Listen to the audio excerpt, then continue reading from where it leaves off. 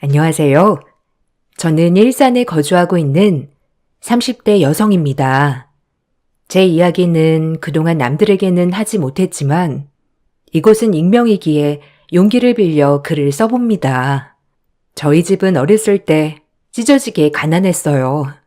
제 기억을 돌이켜 생각해보면 10평도 안 되는 방에서 저 엄마, 아빠, 그리고 동생 이렇게 넷이 한 집에 살았어요. 화장실도 없는 집이어서 화장실을 가려면 공중 화장실을 이용해야 할 정도였죠. 그때는 너무 가난해서 꿈이란 걸 꿔볼 수 없을 정도로 힘들었네요. 학교에서 너 뭐가 되고 싶니? 라고 하는 평범한 말에 고민하는 것조차 저에겐 사치라고 느껴질 정도였으니까요. 매일을 밥 한 끼만 제대로 먹었으면 소원이 없겠다 싶을 정도로 기본 욕구만 꿈꾸고 살았어요. 아빠는 몸이 안 좋으셔서 매일을 누워 계셨고 엄마 혼자 생활비를 벌었어요. 엄마는 남의 집 일을 하러 다니셨고요. 열심히 사시는 엄마의 과거를 지금은 존경하지만 그때 당시에 엄마가 부잣집에 식모로 들어가 매일을 굽신거리며 사시는 모습이 저에게는 스트레스였죠. 그리고 아무 집이나 가서 돈 되는 일이면 다 하는 엄마의 모습이 창피하기도 하였어요. 윤지야, 윤이야. 이거 엄마가 오늘 일하고 얻어온 밥이야. 이거랑 김 싸서 먹자. 아빠도 얼른 일어나시라고 하고. 배고팠지? 소시지 없어? 맨날 김치. 너무한 거 아니야? 매번 라면 아니면 밥 먹는 날엔 김이랑 김치. 나도 소세지 먹고 싶어. 나도 맛있는 거 먹고 싶어. 이제 맛없어. 김치 먹기 싫어. 소세지 사줘. 아니면 햄이라도 사줘. 나 밥 안 먹을 거야. 미안해. 엄마가 내일은 꼭 일 끝나고 와서 소세지 반찬 구워줄게. 오늘만 이거 먹고 하루만 참자, 응? 오늘 한 끼도 안 먹었잖아. 철없던 저희는 엄마에게 소시지 반찬을 해달라며 반찬 투정을 하곤 하였죠. 지금 생각해도 너무 죄송하네요. 그리고 다음날 저는 학교에서 오다가 엄마가 부잣집 사모님에게 당하는 모습을 보고 모른 척 외면을 하고 말았습니다. 타임머신이 있어 그때 그 시절로 돌아갈 수 있다면 쓰러진 엄마를 꼭 안아드리고 싶은 심정입니다. 그때 당시는 얼마나 철이 없었는지 모르겠어요. 내가 구두 닦아 놓으라고 하지 않았어? 꼭 2번 말하게 해 정말? 사정사정해서 써줬더니만 잘리고 싶어? 똑바로 하란 말이야. 네, 죄송합니다 사모님. 지금이라도 벗어주시면 닦을게요. 제가 오늘 이불 빨래하고 정신이 없어서 한 번만 봐주세요. 엄마는 그 시장 골봉에서 부잣집 아주머니에게 굽신거리며 한 번만 봐달라고 비셨죠. 그런 엄마를 보며 코웃음 치던 부잣집 아주머니 모습을 잊을 수가 없네요. 얼마나 사악하던지. 하지만 전 그런 모습을 보고 바로 뒤돌아 도망칠 수밖에 없었어요. 그렇게 그날 퇴근하고 소세지를 양손 가득 싸온 엄마. 그 소세지를 먹으며 얼마나 눈물이 나던지 그때 이를 꽉 깨물었습니다. 우와, 엄마, 소세지 오늘 사온 거야? 야, 신난다. 너무 맛있어. 소세지 맨날 먹고 싶어, 오늘처럼. 내일도 사올 수 있어? 야, 오늘 먹었으면 됐지. 무슨 또 내일까지 소세지야? 내일은 있는 거랑 그냥 먹어. 알겠어? 엄마도 얼른 와서 드세요. 이 소시지가 어떤 소시지인지 다 알기 때문에 마냥 때를 쓸 수는 없었습니다. 엄마가 어떻게 일하는지 다 봤기 때문에 꼭 성공하리라고 이대로 살지 않을 거라고 그리고 찬물에 밥 말아 먹는 엄마 꼭 호강시켜 드리겠다고요. 그렇게 몇 년이 흘렀을까요? 저희에게 있을 수 없는 일이 일어났죠. 그것은 예전에 잊고 있었던 아빠가 물려받았던 선산 쪽이 개발이 되면서 몇백억에 팔린 것입니다.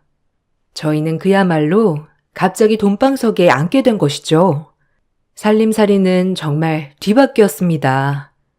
엄마는 더 이상 남의 집 일을 나가지 않게 되었고, 저와 동생은 하고 싶은 공부, 배우고 싶었던 것들 모두를 다 할 수 있을 정도로 말이죠. 엄마는 부자가 되었어도 성실했던 마음, 착하고 여렸던 마음만은 그대로였습니다. 아빠도 이제는 편하게 병원을 다닐 수 있었고요. 그리고 전 제가 하고 싶은 공부를 마음껏 할 수 있게 되었죠. 저희에게 돈은 정말 저희의 인생을 송두리째 바꿔준 존재였습니다. 이제 너희 하고 싶은 것 마음껏 하고 살아. 엄마는 그거면 여한이 없어, 알겠지? 남한테 아쉬운 소리 하지 말고, 어? 엄마. 그동안 너무 고생했어. 그리고 미안해. 철없이 굴었던 거. 이제 엄마도 하고 싶은 거 즐기고 살아. 운동도 하고. 엄마는 하고 싶은 거 하나도 없어.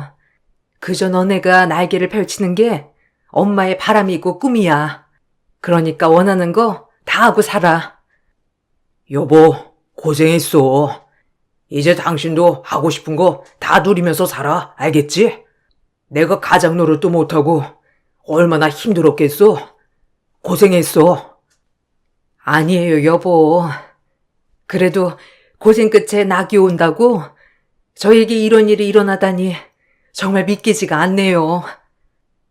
그렇게 저희 집 이사를 하는 날, 저희 네 식구는 부둥켜 안고 엉엉 울었어요.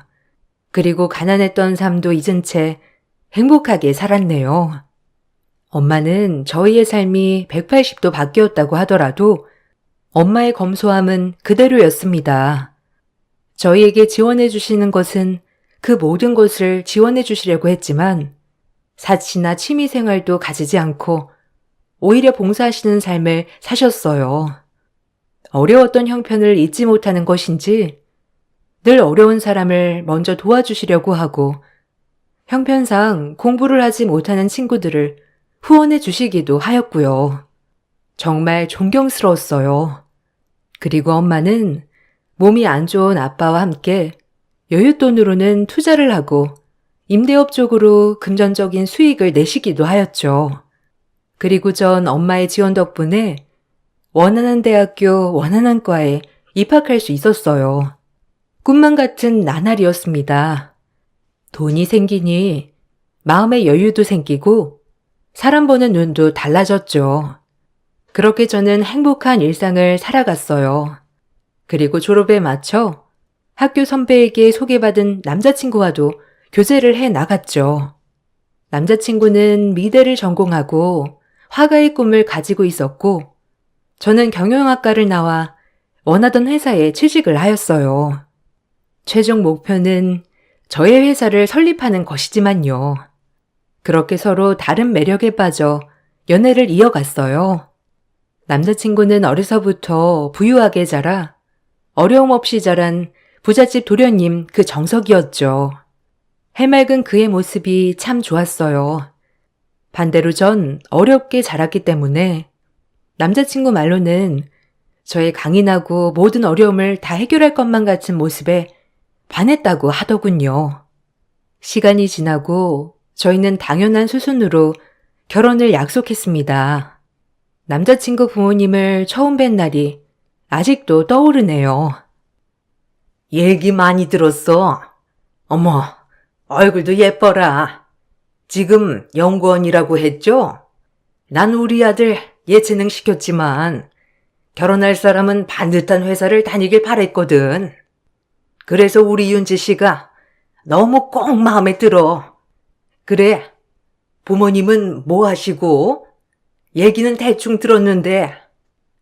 아, 네, 안녕하세요. 처음 뵙겠습니다. 저도 현수 씨한테 말씀 많이 들었어요. 아버님, 어머님 두 분 다 임대업 하세요.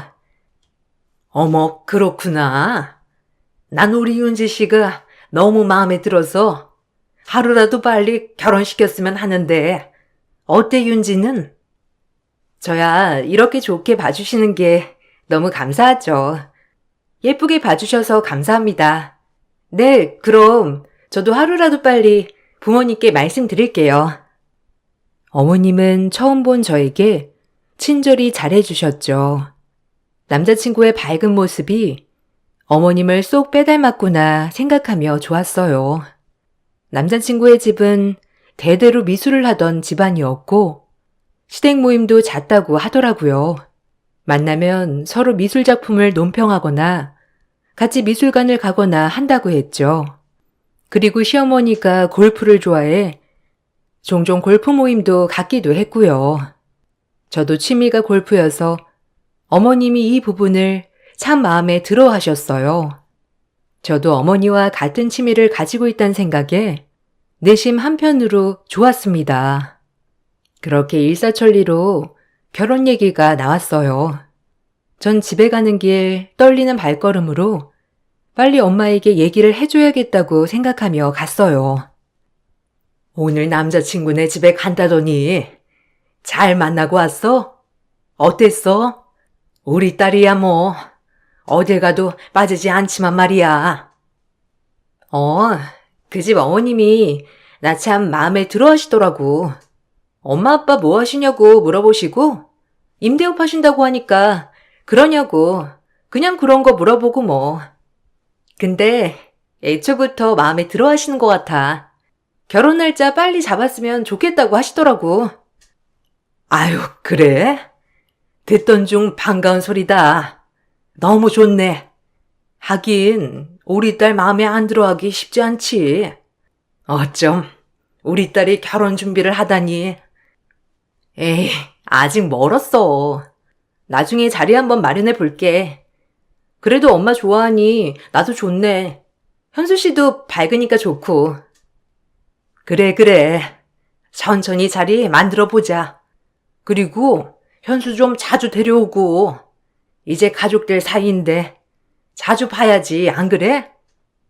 그렇게 저희는 양가 부모님에게 축복받는 결혼이 될 줄 알았습니다. 서로의 부모님을 뵙고 일사천리로 일이 진행되었으니까요. 시간이 흘러 본격적으로 상견례 자리를 만들려고 할 때 충격적인 일이 벌어지고 말았어요. 우연도 이런 우연이 있나 싶었네요. 어머, 안녕하세요. 처음 뵙겠습니다. 현수 엄마입니다.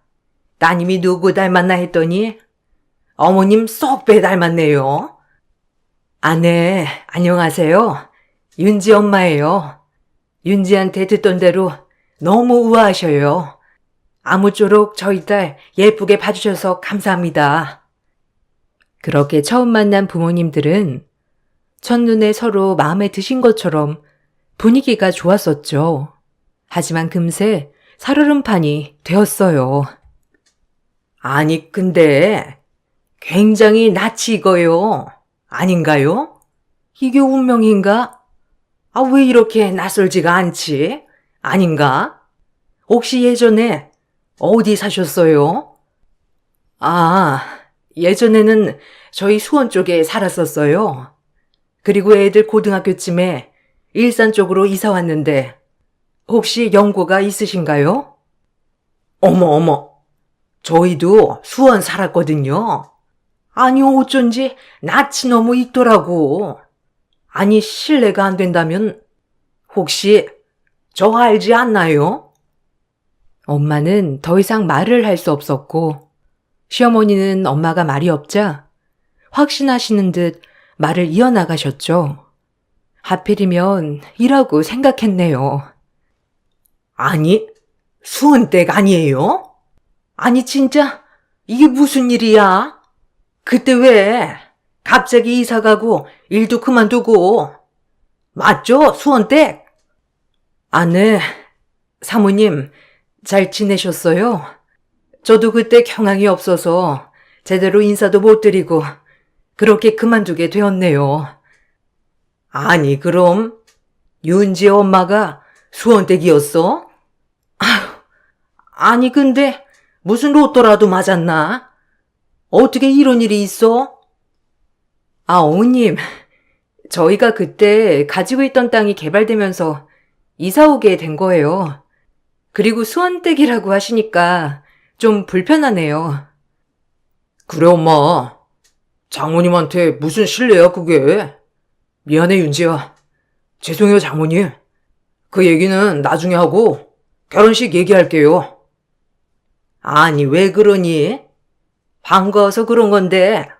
어머, 그랬구나. 아니, 난 그때 수원댁이 막 일하게 해달라고 했었잖아. 근데 갑자기 그만둔다길래 진짜 의아했거든. 내가 얼마나 잘해줬어, 안 그래? 그래도 우리가 인연인가 봐요.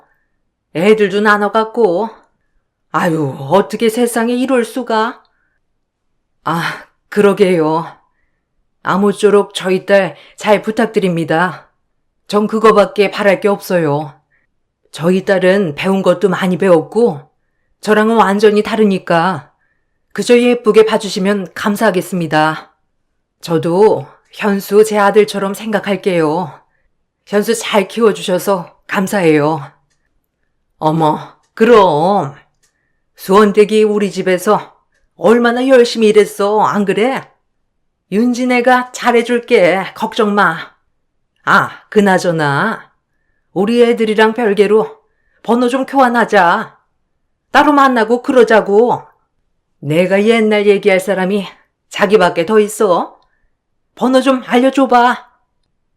시어머니는 상견례장에서 저희 엄마에게 지속적으로 반말을 하시며 예전 엄마의 모습을 끄집어내셨죠.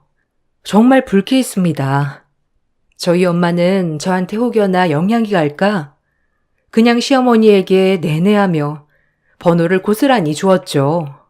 정말 속이 부글부글 끓었습니다. 수원댁, 내가 연락할게. 따로 만나자고.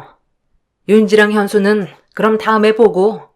어머, 웬일이니, 진짜? 인연이다. 네, 그럼 들어가세요. 현수도 들어가고. 오늘 식사 너무 즐거웠습니다. 안녕히 가세요. 그럼 이만.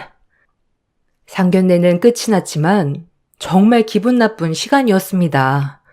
내색하지 않는 엄마를 보고 있자니 속이 부글부글 끓고 답답했죠. 아니, 엄마. 사모님이 뭐야, 사모님이? 엄마가 무슨 예전에 남의 집 살림하던 사람인 줄 알아? 오히려 그게 더 날 위축되게 만든다는 거 몰라서 그래?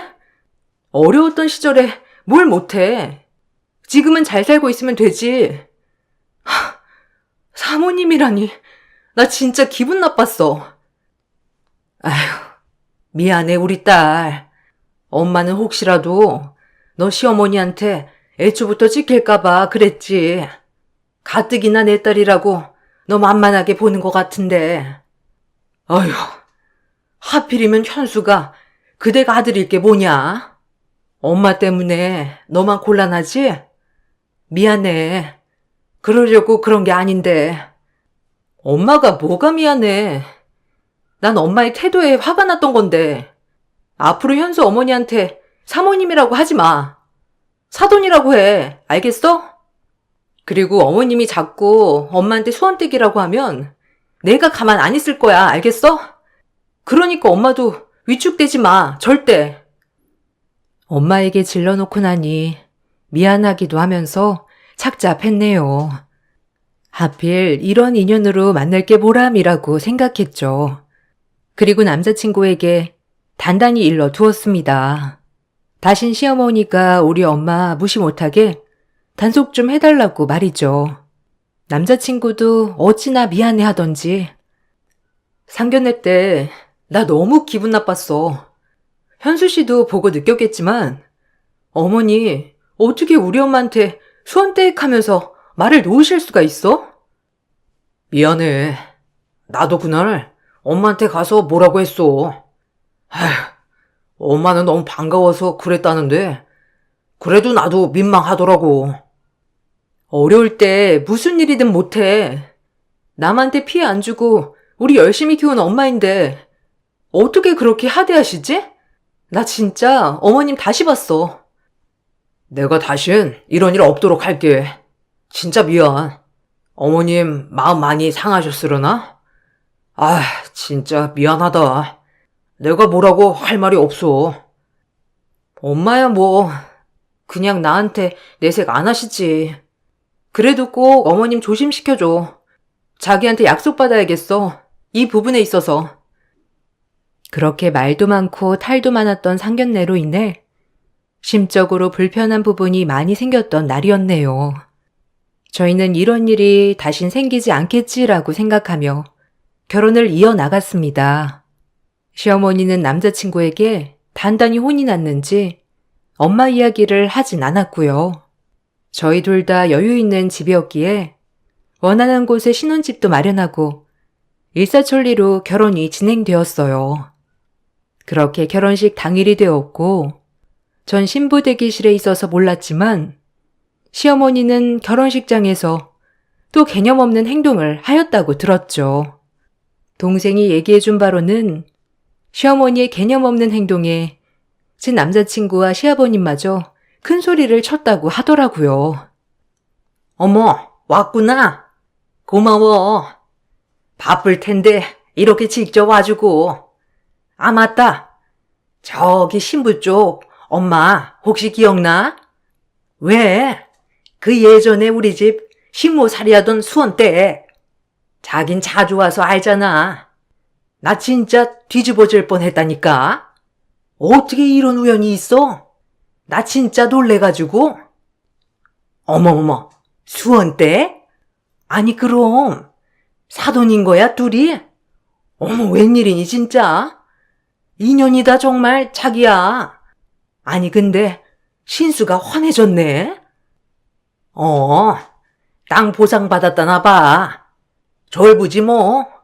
그래도 며느라기는 아주 곱게 키웠더라고. 그러니까 내가 가만히 있는 거야. 대충 이런 대화들이 오고 갔다고 하더라고요. 동생도 그 자리에서 제 시어머니에게 큰 소리치고 싶었지만 저희 엄마가 참으라고 해서 간신히 참았다고 했죠. 너무 기분이 나빴습니다. 다행히 전 결혼식 끝나고 들었지만요. 아마 결혼식 전에 들었으면 이 결혼을 엎어야겠다고 생각했겠죠. 그렇게 결혼식장에서마저 하객들에게 우리 엄마를 모욕하신 것을 보니 가만히 있으면 안 되겠다 생각했어요. 아니, 언니네 시어머니 제정신 아닌 거 아니야? 나 진짜 그날 가만히 있으려다가 엄마가 하도 참으라 해서 참았어. 알아? 너 말 사실이야? 엄마 얼마나 상처받았을까? 진짜 미치겠네. 내가 단단히 일러둘게. 너도 그만해. 나도 심란하니까. 아니, 지네는 뭐가 그렇게 잘났대? 우리 집보다 낫대? 예전 과거 가지고 계속 들추는 거 보니까 지금 영 형편없는 거 아니야? 그만해. 내가 단둘이 칠게. 지친다 나도 진짜. 넌 엄마나 신경 써줘. 마음에 상처 안 받으시게. 혹시 또 내 걱정하실라. 결혼식이 끝나고도 이 부분에 있어서 확실히 넘어가야 할 것 같아 대놓고 시어머니께 말했어요. 다신 그러지 마시라고. 어머님, 다 들었어요. 엄마는 내색하지 않으시는데 동생이 옆에서 너무 기분 나빴다고 하더라고요. 근데 자꾸 하객들한테 저희 엄마 수원댁이라느니 하면서 하는 거 자체가 무시하는 거 아닌가요? 상견례장에서도 느꼈는데 좀 아닌 것 같아서요. 어머, 누가 그래? 네 동생이? 예, 오해다. 난 그냥 수원댁 아는 사람이 방문했길래 인사하라고 한 건데 참나 누가 보면 내가 일부러 그런 줄 알겠어 아주. 그냥 반가워서 인사나 하라고 그런 건데 그렇게 마음을 모르니? 너무한다 너도. 참 쪼르르 와서는. 아니요 어머님. 아무렇지도 않게 내뱉은 한마디가 저희 엄마는 상처가 되실 수 있잖아요. 그냥 조금만 배려해달라고 하는 거예요. 그래, 윤지 말이 맞아. 엄마 좀 선 넘을 때가 많잖아. 그날도 아빠가 화도 냈고 그만하라고. 그냥 어머님한테 예의 있게만 해줘. 아이고, 억울해, 진짜. 이게 그렇게 결혼식 끝나자마자 나한테 눈 부라리면서 할 얘기냐? 나는 너네 신혼여행에서 온다고 아침부터 진수성찬을 차려놨더니, 아유, 진짜 억울하다. 아들이나 며느리나, 아유, 누가 내 마음 알아줄꼬? 죽어야지, 진짜. 아유. 어머니, 그런 뜻은 아니고요. 다음부터는 조심해 주십사 말씀드린 거예요. 다른 뜻은 없어요. 그냥 조금만 신경 써 주세요. 어머니는 조금이라도 뭐라고 하려고만 하면 그런 뜻 아니었다, 순수한 뜻이었다고 애둘러대는 통에 더 이상 말하지 못했습니다. 그래도 이제 같이 만날 일은 당분간 없으니 서로 불편한 일은 없다고 믿었네요. 이 부분만 아니면 어머님도 딱히 저에게 스트레스 주시는 분은 아니었기에 참았죠. 그리고 남편도 잘해주었고요. 전 제 일을 열심히 했고 남편도 본인의 분야에서 열심히 해나갔습니다. 친정엄마도 별다른 말씀이 없으셨기에 그렇게 잊혀가고 있었죠. 어느 날 어머님은 저에게 2주 뒤에 시댁 모임을 가질 건데 참석할 수 있냐고 물었습니다. 저와 남편도 결혼하고 처음 맞는 시댁 모임이었기에 당연히 참석한다고 하였어요. 그날 일이 터졌죠. 우리 23일에 골프장 갈 건데 윤지랑 현수 올 수 있지? 윤지 취미가 골프라고 했나? 엄마랑 같이 한번 쳐보자. 아, 네. 골프 좋아해요. 잘은 못하긴 하는데 그래도 엄마가 골프를 좋아하셔서 종종 같이 쳤었거든요. 그래서 저도 좋아하게 되었어요. 어머, 어머님도 골프 좋아하시니? 그럼 같이 가자. 얼마나 좋아. 사돈 본 지도 오래됐고, 안 그래? 작은 엄마네도 오실 거라 이 기회에 한 번 더 얼굴 보면 좋지. 내가 전화할까? 우리 잘 가는 골프장 있거든. 어머, 잘 됐다. 너무 좋네. 순간 괜히 말했다 했어요. 괜히 엄마 얘기를 꺼내서 또 엄마 불편하게 시어머니를 마주해야 한다고 생각하니 마음이 찝찝했죠. 아, 엄마는 이제 많이 치시진 않아서 아마 오셔도 잘 못하실 수도 있어요. 그냥 저희끼리 가요, 어머니. 어머, 원래 자주 봐야 친해지는 법이야. 내가 전화할게. 오랜만에 사돈 얼굴도 보고 얼마나 좋아. 너네가 그날 필드 나갈 옷 사줄까? 아, 아니요. 많아요. 괜찮습니다. 그럼 2주 뒤에 현수 씨랑 같이 필드에서 뵐게요. 저희 엄마 만약 시간 괜찮으시면 저희가 모실게요. 그래. 어여 가봐. 늦었다. 그날 보자꾸나. 어머, 골프 연습 좀 해야겠는데 우리 며느리 보여주려면. 그렇게 찝찝한 기분을 뒤로한 채 집으로 돌아갔습니다. 그리고 고대하던 그날이 되었죠. 엄마는 시어머님의 전화를 받고 그래도 이렇게 모임을 하자고 하셨는데 어떻게 거절하냐며 그날도 저희와 같이 골프장에 갔습니다. 전 혹시라도 시어머님이 말실수를 하게 될까봐 여기 눈치 저기 눈치를 보고 있었죠. 그렇게 남편과 저, 엄마 셋이 골프장에 도착했을 무렵 시댁 식구들이 보였습니다. 어머님, 저희 왔어요. 연습 많이 하셨어요? 요즘 저도 골프를 많이 못 쳐서 폼이 엉망일 텐데 걱정이에요. 어머, 왔구나. 내가 어제 어찌나 설레던지. 며느리랑 골프라니 너무 좋지 않니? 사돈 오셨어요? 기대되네요, 사돈 실력. 그렇게 저희는 골프를 치기 시작했어요. 저희 엄마와 저는 골프를 자주 쳤었기 때문에 오랜만에 치는 거였어도 꽤 실력이 있었죠. 어머님은 본인보다 저희 엄마가 골프를 잘 치는 모습을 보더니 심술이 나셨는지 얄미운 말에 시동을 걸기 시작했어요. 아니, 윤지 친지 오래됐다더니 프로 같다, 야. 현수랑도 자주 치러 다니는 거야? 아유, 오늘따라 공이 안 맞네, 진짜. 에이, 아니에요. 저희가 오늘 컨디션이 좋은 것 같아요. 어머님이랑 작은 어머님도 잘 치시는데요? 그리고 잠깐 쉬는 타임 때 밥을 먹으러 내려갔어요. 밥을 먹을 때도 저희 엄마는 여전히 불편해 보이셨지만 최대한 티를 안 내셨어요. 아니, 장모님, 진짜 골프 얼마나 치신 거예요? 너무 잘 치셔가지고 놀랬어요. 저랑 윤지랑 종종 와서 같이 쳐요. 아유, 배부르다. 밥 다 먹었으니까 커피 한 잔 하고 싶네. 안 그래, 동서? 아니, 커피 하니까 또 생각난다. 수원댁이 내 커피 취향 기통차게 잘하는데 안 그래요? 동서도 알잖아.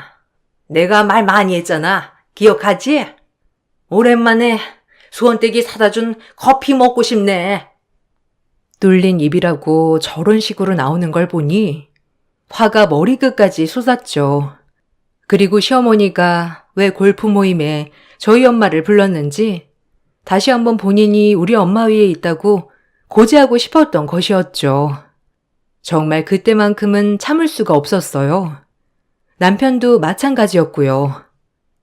사돈, 그래도 계속 수원댁 듣기가 거북하네요.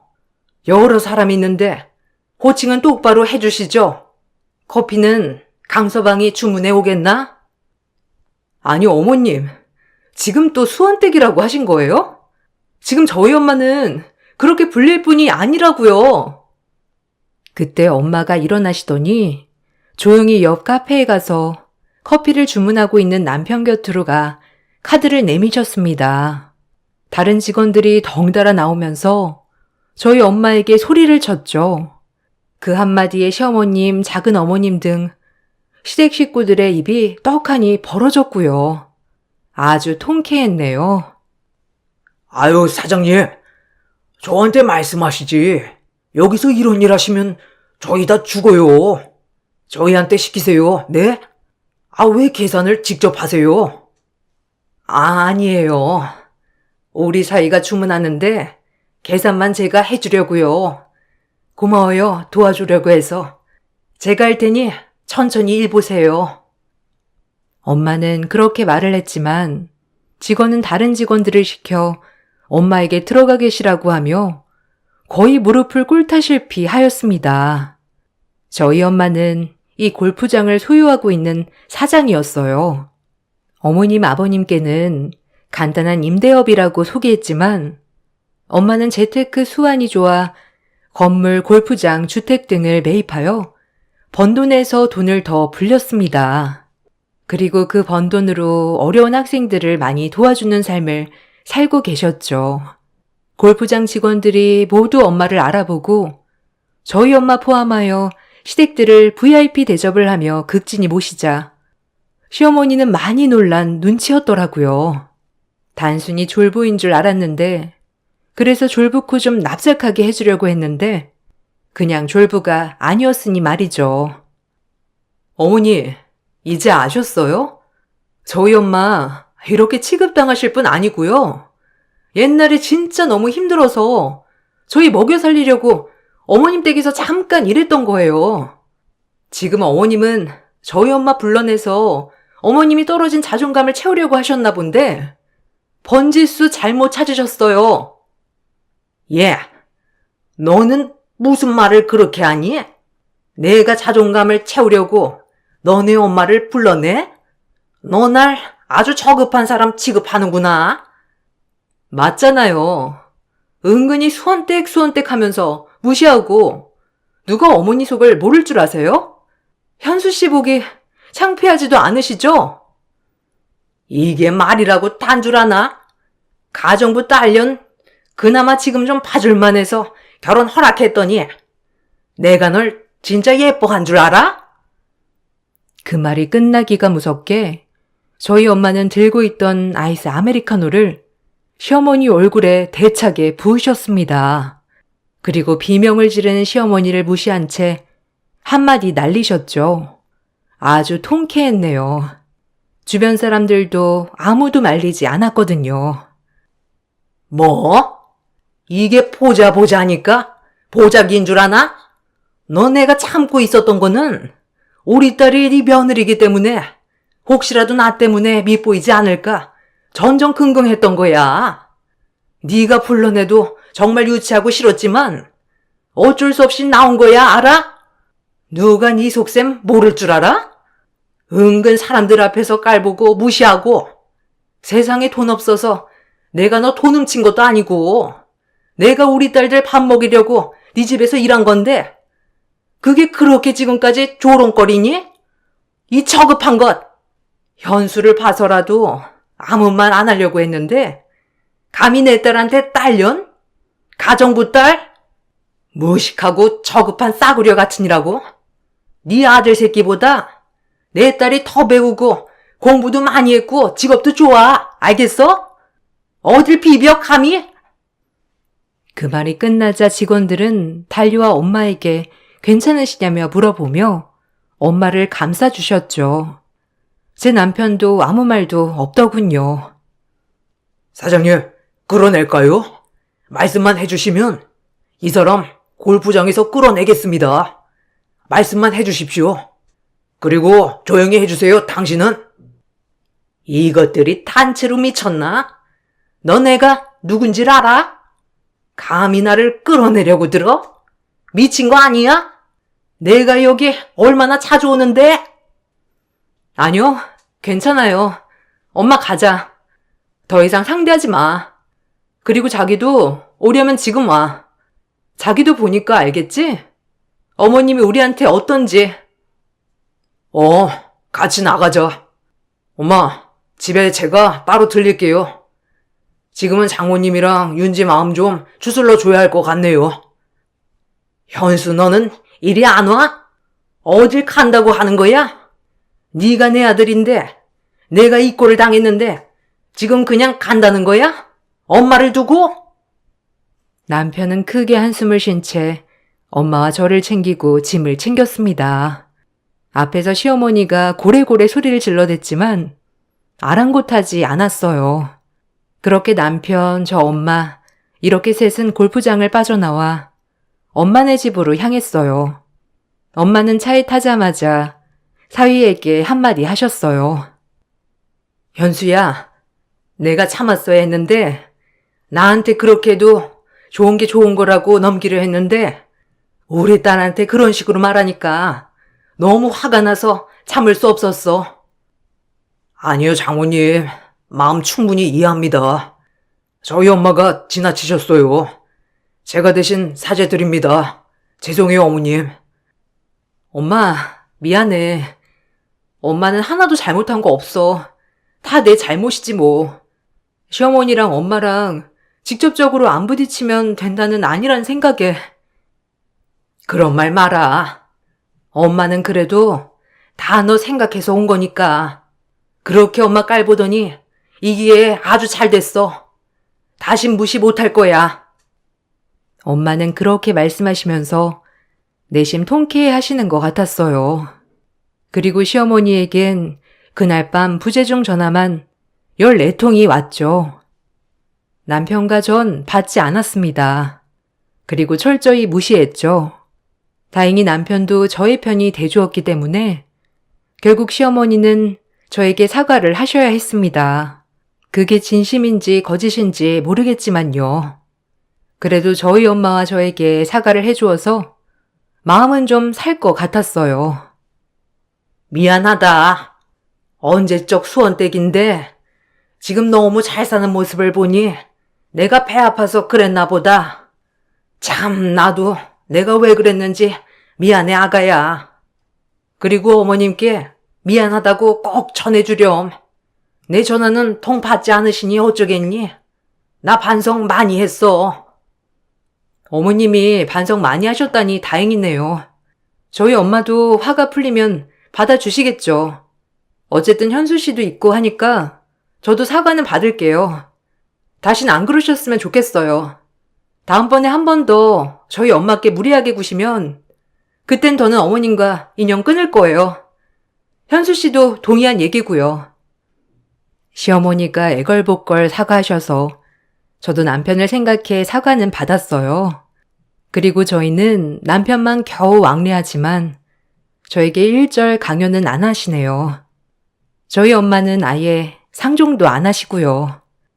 남편도 중간에서 힘들어하지만 자기 엄마 잘못이 훨씬 크다는 걸 알아서인지 자기 엄마 탓만 해서 봐줄만 하네요.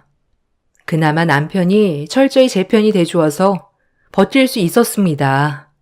이 글을 쓰는 지금도 아직까지 엄마의 마음에 상처가 되지 않았을까 화딱지가 나지만 그래도 시어머니께 된통 본때를 보여주고 나니 그 기회에 잘했다고 생각이 드네요. 여러분도 혹시 답답한 일이 있거나 억울한 일이 있으면 꼭 참지 말고 뱉으시길 추천드립니다. 한편으론 착한 사람이 위너가 되는 세상이 아니더라고요. 착해도 할 말은 다 하고 살아야 상대편이 찍소리도 못한다는 걸 깨달았거든요. 안녕하세요. 저는 두 아이를 키우고 있는 40대 엄마입니다. 이곳에서 많은 사연들을 접하면서 세상에 이런 일들도 있구나 생각하고 있었는데요. 최근 저에게도 그런 일들이 발생했습니다. 저는 늦은 나이에 결혼을 했습니다. 남편과는 30대 때 맞선으로 만나게 되었어요. 처음에는 남편이 크게 마음에 든 것은 아니었지만 대화를 나눠보니 저와도 잘 맞을 것 같다 생각이 들었었죠. 남편과 연애를 시작하고 나서 저는 3개월 만에 결혼을 하게 되었습니다. 늦은 나이에 결혼을 하다 보니 좀 서둘러서 결혼을 하게 되었죠. 결혼을 하고 나서 크게 문제가 있었던 것은 아니지만 시댁 식구들과는 잘 맞지 않았습니다. 특히나 남편의 형수와는 맞는 부분들이 별로 없었어요. 저는 결혼을 하면서 시댁에 들어가 살았었는데요. 그때마다 트러블이 있었던 것은 아주버님의 아내였습니다. 동서, 어제 내가 입었던 옷 벌써 세탁했어? 네, 왜 그러세요? 아니, 내가 말도 안 했는데 왜 옷을 빨았어? 오늘 입으려고 했단 말이야. 아니, 빨래통에 넣어두셨길래 세탁했죠. 오늘 입으실 거였으면 밖에 두셨어야죠. 아, 그래도 한번 물어는 봐야지. 내가 이거 자주 입는 거 알지 않아? 그냥 세탁기에 넣어버리면 어떻게 해? 형님은 성실하게 집안일을 해도 나에게 불만이었고 그렇지 않았을 때에는 게으르다며 이야기를 하기 바빴어요. 그렇지만 아주버님 회사에서 일을 하고 있었던 형님은 집안일은 하나도 손을 대지 않았습니다. 심지어 자신이 먹었던 그릇조차 치우지 않았고 오히려 제가 그것을 보고 치우지 않으면 저에게 뭐라고 이야기를 하곤 했습니다. 아니, 내가 이거 먹은 지가 언젠데 아직도 안 치웠어? 형님, 그래도 자기가 먹은 건 자기가 치워야죠. 이건 저희 돌쟁이 아이도 크면 다 알아요. 동서, 집에 있으면서 이런 것도 안 하려고? 어머님이 불쌍해서 걷어준 건데 집안일은 알아서 잘해야지. 근데 나보고 이것까지 다 치우라 이야기를 하는 거야? 양심도 없네. 형님, 저희 돈 없어서 합가한 거 아니에요. 어머님도 연세가 많으시니까 모시려고 합가한 거라고요. 아니 누가 합가하래? 어머님 아직 건강한데 무슨 소리야. 동서 너무 뻔뻔하다. 아무튼 앞으로 집안일 좀 잘해. 결혼 전 남편의 말로는 형님은 자신에게 크게 관심이 없는 편이라고 했어요. 그런데 형님은 그동안 관심이 없었던 사이와는 다르게 마치 절친했던 하나밖에 없는 시동생을 빼앗은 사람처럼 저를 대하기 시작했습니다. 저는 그런 형님의 태도가 황당하고 어이가 없었지만 그래도 저는 형님에게 못되게 대하지는 않았어요.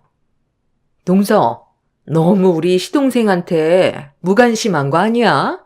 서방님이 요즘 빼빼 마른 것 같네. 어머님이 뭐라고 안 한다고 지금 대충 살림하는 거야? 형님, 남편이 어디가 말랐어요. 결혼하고 살쪘다면서 요즘 운동하던데요? 아니, 몸이 약해지니까 운동하지. 동서 어머님 밥도 좀 신경 써. 어머님이 아무리 나이가 많아도 여러 가지 드셔야지. 그렇게 대충 밥상 차리면 금방 가라는 것밖에 더 있겠어? 어머님, 제가 삼시세끼 다 잘 챙겨드리고 있어요. 거기다가 간식까지 드리는데 어떻게 더 챙겨드릴까요? 아니, 자주 챙겨드리라는 게 아니라 양보다 질을 더 신경 쓰라는 거지. 암튼 알았어. 형님은 저희가 결혼할 때만 하더라도 맞벌이로 겨우겨우 생활을 하고 있던 상황이었어요. 아주버님이 밖에서 나돌고 사업을 한다면서 이리저리 벌려놓은 일들이 많다 보니 생활이 제대로 이어지지 않았다고 하더라고요. 그러다가 아주버님이 정신을 차리고 일을 시작하게 되었고, 그게 정말 잘 되어서 한 달에도 직장인 월급의 몇 배만큼이나 벌어들일 정도가 되었습니다. 그러다 보니 형님의 콧대는 날이 갈수록 더욱더 높아지기 시작했습니다. 동서, 요즘 좀 힘들어? 아휴, 어머님한테 고기 좀 자주 사 먹이지 그랬어. 왜? 돈이 모자라? 말을 해야지. 돈 필요하면 언제든지 이야기하라니까. 우리 남편 요즘 사업도 잘 되고 좋더라고. 이게 다 나랑 결혼한 덕분이지. 네, 좋으시겠네요. 안 그래도 형님한테 물어보려고 했는데 저희 지금 사정이 안 좋아서요. 형님이 좀 집에 신경 좀 써주면 좋을 것 같아요. 그래? 아유, 우리 집은 맏며느리 없으면 안 된다니까. 형님은 계속해서 우리 앞에서 잘난 척을 했어요. 남편은 그런 형님의 태도에 콧방귀도 끼지 않았고 저 역시 관심이 없었답니다. 그도 그럴 것이 형님은 맏며느리라서 고생했다고 말했지만 남편의 말로는 결혼 이후 엄마에게 잘해준 적이 없다고 하더라고요. 아주버님, 일이 요즘 잘 되는 모양이야. 왜? 형수님이 자랑하지? 아니, 형님이 계속 이야기하더라고. 일이 잘 된다고. 그러면서 형님이 어머님 잘 챙기라면서 이야기를 하는데 참나. 아니, 그런 이야기를 해? 아니, 자기가 잘할 것이지. 왜 당신한테 그런데? 그래도 형님은 어머님한테 살갑게 잘하잖아. 잘하기는? 남보다 못한 사이였지. 내가 엄마 모시고 살겠다고 하니까 망정이지. 형수님은 엄마랑 같이 살 생각도 없고, 그렇다고 나이 먹고 아픈 놈을 한번 들여다본 적도 없었지. 뭐 형수님만 그래? 형도 마찬가지지. 엄마가 그렇게 젊을 때 도와줬는데 그 생각은 하지도 않고. 남편의 말로는 형님 내외는 어머님에게 전혀 관심이 없었던 부부라고 했어요. 그러다가 저희가 어머님과 합가를 하겠다며 결혼을 하고 난 이후로 더욱 저를 탐탁치 않게 생각을 했던 것이죠. 거기다 저희는 형님 부부의 행동에 전혀 관심이 없었고 신경도 쓰지 않았어요. 그런데 오히려 관심을 두지 않자 형님은 더 관심을 받으려고 매번 만날 때마다 얼마나 사업이 잘 진행되고 있는지를 얘기하곤 했습니다. 아주버님의 사업이 잘 되고 나서 집안에 간섭하는 일이 줄어들다 보니 사실 자랑을 하는 것은 얼마든지 들어줄 수 있다고 생각을 했어요.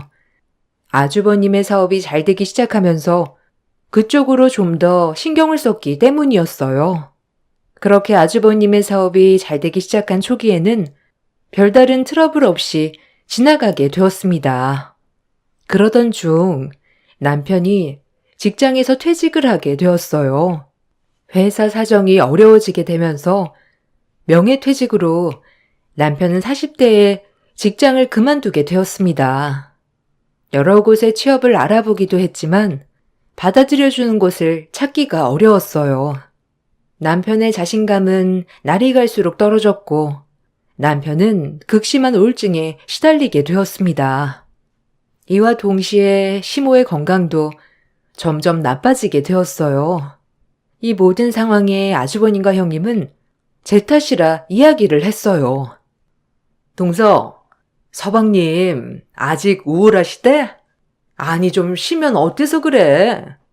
동서가 서방님한테 막 뭐라 한 거 아니야? 형님, 제가 뭐라고 그래요? 저도 남편 조금 쉬었으면 좋겠다 생각을 하는데 본인은 그게 받아들여지지 않는가 보더라고요. 저도 많이 이야기하고 달래주고 있어요. 근데 아직도 그런다고? 아니 40대밖에 안 되었는데 동서가 엄청 뭐라고 한 거 아니야? 어머님도 그렇고 요즘 통 기운이 없어 보여. 아니 제가 뭐라고 그래요. 갑자기 일을 그만두니까 그럴 수밖에 없죠. 본인 의지도 아니었고. 아무리 그래도 말이야. 이상하지 않아? 일 그만두면 속 시원해야 하는데 그렇게 우울증이 걸리다니. 옆에서 뭐라고 한 게 아닌 이상? 형님, 제 탓이라고 하고 싶으신 거예요? 무슨? 내가 동서 탓이라고 했어? 말이 그렇다는 거지. 동서, 요즘 좀 예민하다. 어머님이랑 서방님이 아파서 그런 거야?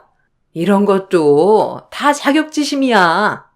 마음이 좀 넉넉해야 하는 일들이 잘 되지. 그런 못된 심보 가지고 있으면 잘 될 일도 안 된다고. 형님, 정 걱정되시면 형님이 어머님 모시세요. 아니 내가 어떻게 어머님을 모셔? 우리 남편 일 도와주는 것도 바쁜데.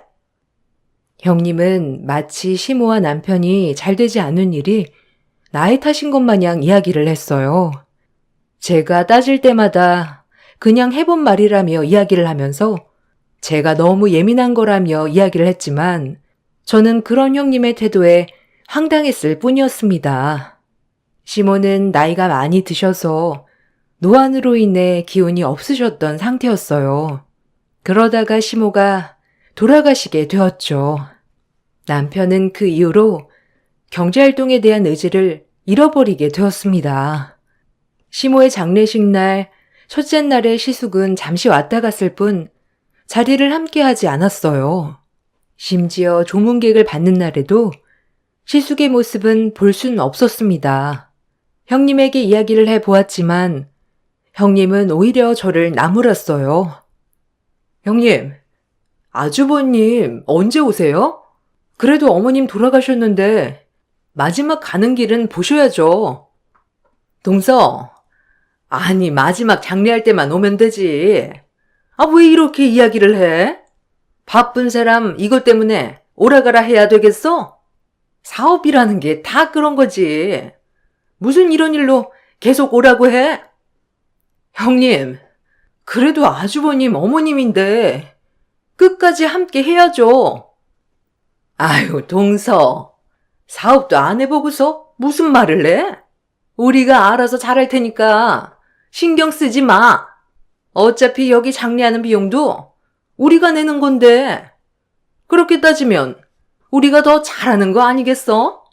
우리 아니면 여기서 장례나 제대로 치렀겠냐고? 형님은 마치 돈으로 모든 것을 해결하면 되는 듯하게 이야기를 했습니다. 그런 형님의 태도에 저는 기가 막혔지만 그렇다고 해서 어머님의 장례식 날에도 형님과 싸울 순 없다고 생각을 하고 꾹 참게 되었죠. 장례가 끝이 나고 나서 시숙은 마지막 어머님이 화장을 하시는 시간에만 볼 수 있었습니다. 저도 너무나 서운한 마음이 들었지만 남편은 형의 그런 모습에 더더욱 서운함이 들었던 것 같아요.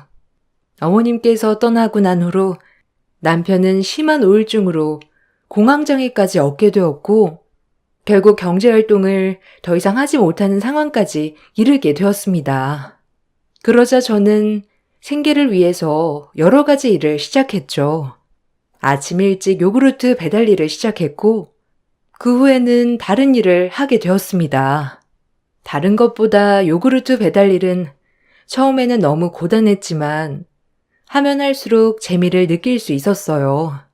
특히나 이른 아침에 부지런하게 일을 시작하는 사람들을 보면서 삶의 의지를 다질 수 있어서 좋았죠.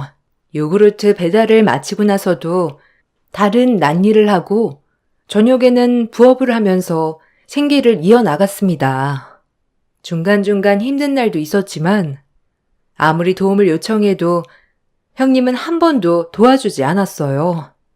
경제적으로 힘이 들었다면 이해라도 했을 테지만 아주버님네에는 매년 해외로 여행도 떠나고 외제차로 수시로 바꾸기도 했습니다. 심지어 어려운 지인을 위해서 투자도 했다는 소식을 듣게 되면서 가족이라 생각했던 것은 우리뿐이었구나 느끼게 되었어요. 살아가면서 많은 충격을 받기도 했지만 열심히 노력을 하다 보면 언젠가는 해뜰 날이 있을 거라 생각을 했었죠.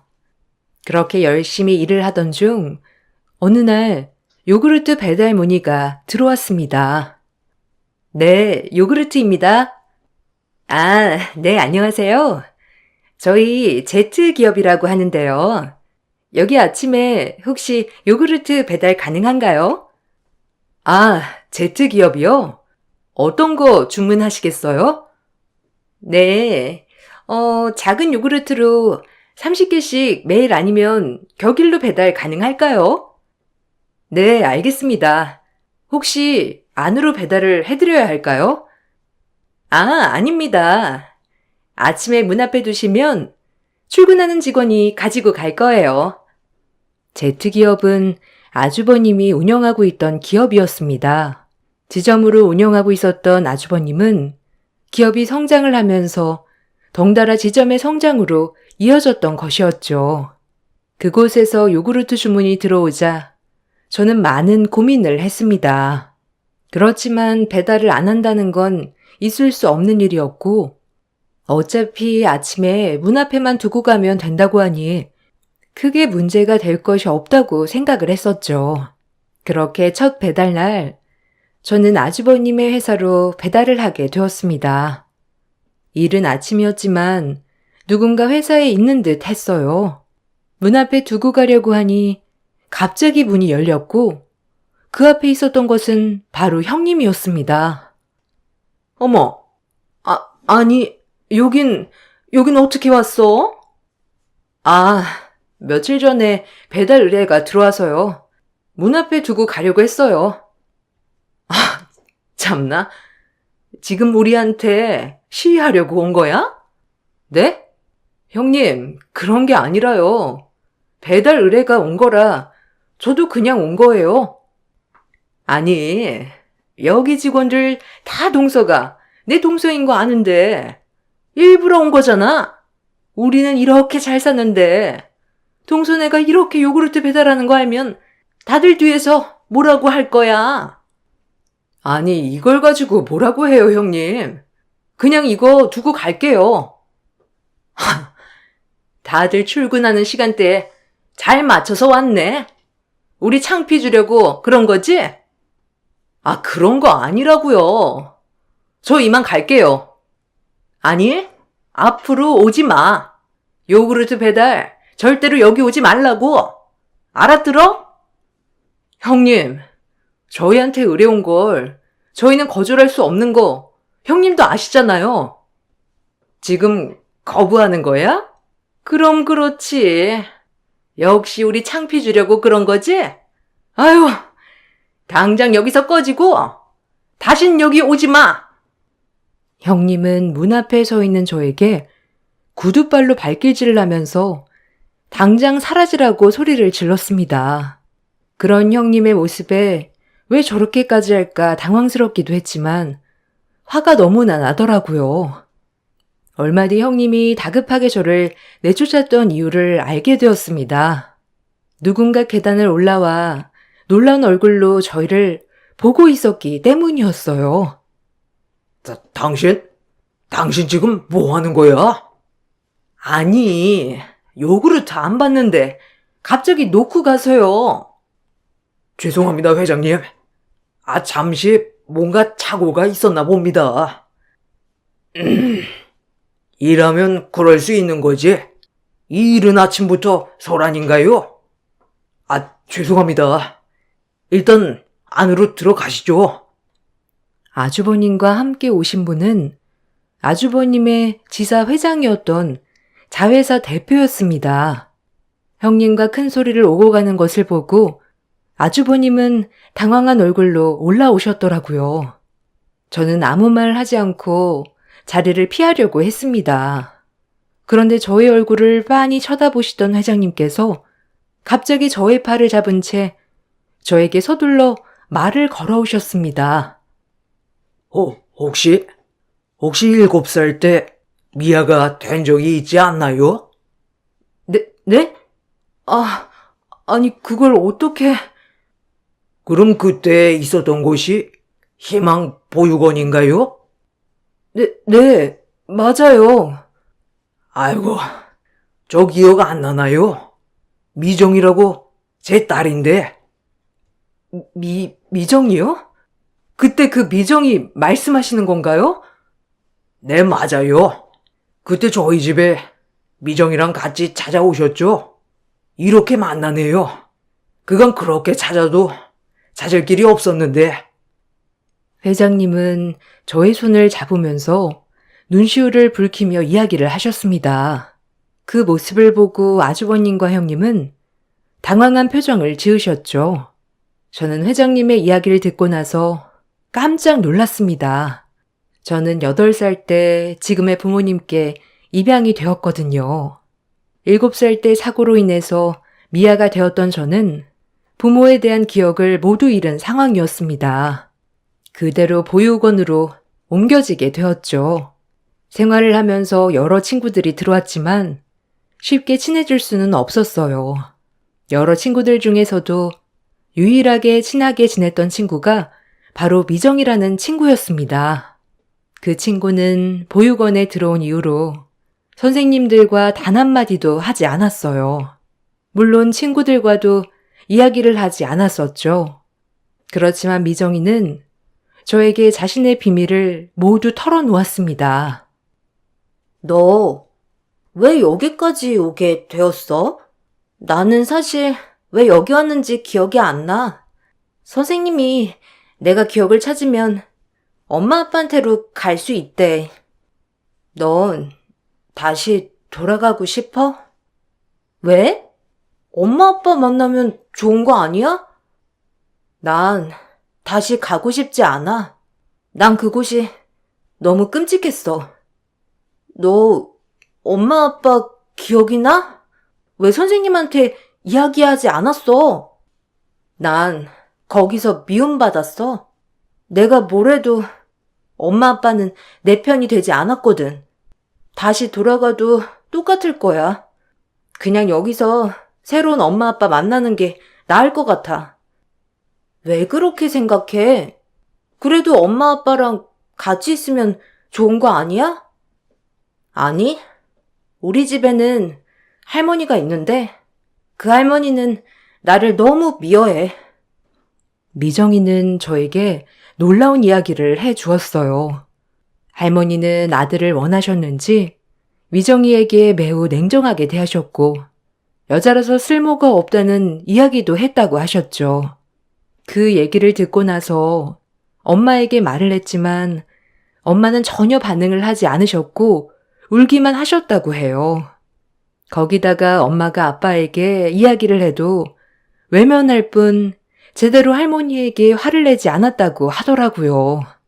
결국 이 가족에게서 더 이상 자신은 필요하지 않은 존재라고 생각한 미정이는 그대로 집을 나오게 되었고 아무런 이야기를 하지 않은 채 다시 입양이 되기만을 기다리게 된 것이라며 저에게 이야기를 했습니다. 저는 그런 미정이의 말을 듣고 마음이 너무나 아팠어요. 저는 기억하지도 못하고 있는 가족을 그리워하고 있었던 상황이라 미정이의 마음이 반대될 수도 있겠다 생각이 들었죠. 입양을 가기 전 저는 미정이에게 마지막으로 친부모를 만나러 가자며 제안을 하게 되었습니다. 미정이는 원하지 않았지만 저는 다음날 입양을 가야 하는 상황이라 지금이 아니면 기회가 없다고 이야기를 했죠. 그렇게 저는 미정이와 친부모의 집으로 향하게 되었습니다. 그동안 보육원으로 봉사를 오시는 분들이 작게 주었던 돈들을 모아 미정이의 친부모를 찾는데 사용을 했습니다. 겨우겨우 버스를 물어물어 알아보고 타고 나서 의심한 사람들에게는 할머니 댁으로 향한다며 이야기를 했습니다. 그 후에 미정이가 기억하는 동네를 찾을 수 있었고 그 동네에서 미정이의 부모님 이름으로 수소문을 내서 집을 찾았고 결국 미정이의 친부모를 찾을 수 있었어요. 미정이는 제게 고맙다는 증표로 금팔찌를 선물로 주었어요. 그렇게 미정이의 집을 찾아가게 된 저는 그대로 다시 보육원으로 돌아왔죠. 그날 이후 저는 한 난임 부부에게 입양이 되었고 그때의 일은 점점 잊혀지기 시작했습니다. 그런데 바로 그 미정이의 아버지가 아주버님의 회사 대표였던 것이죠. 아유, 그때 미정이가 오고 나서 나는 정신을 차렸습니다. 아니, 미정이가 집을 나간 이유를 알고 나서 정신을 차렸죠. 아, 그러셨군요. 미정이는 잘 지내고 있나요? 저도 그날 이후로 까마득히 잊어버렸네요. 아, 그럼요. 미정이는 그날 이후로 정말 잘 지내서 지금 이 회사를 운영하고 있어요. 저도 이제 나이가 많이 들었고 자리를 물러나야 하는 시기라 저 대신 미정이가 이 일을 맡게 되었네요. 그동안 아무리 찾아도 찾을 수가 없어서 답답했는데 이렇게 만나게 되다니 너무 기쁩니다. 사실 죽기 전에는 다시 만나지 못할 수 있겠다 싶었거든요. 아, 미정이도 보고 싶네요.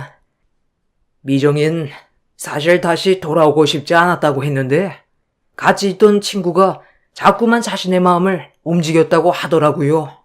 선생님이 아니었으면 우리 미정이 다시 오지 못했을 겁니다. 정말 고맙다는 말을 하고 싶었어요. 아, 회장님, 말씀 낮추세요.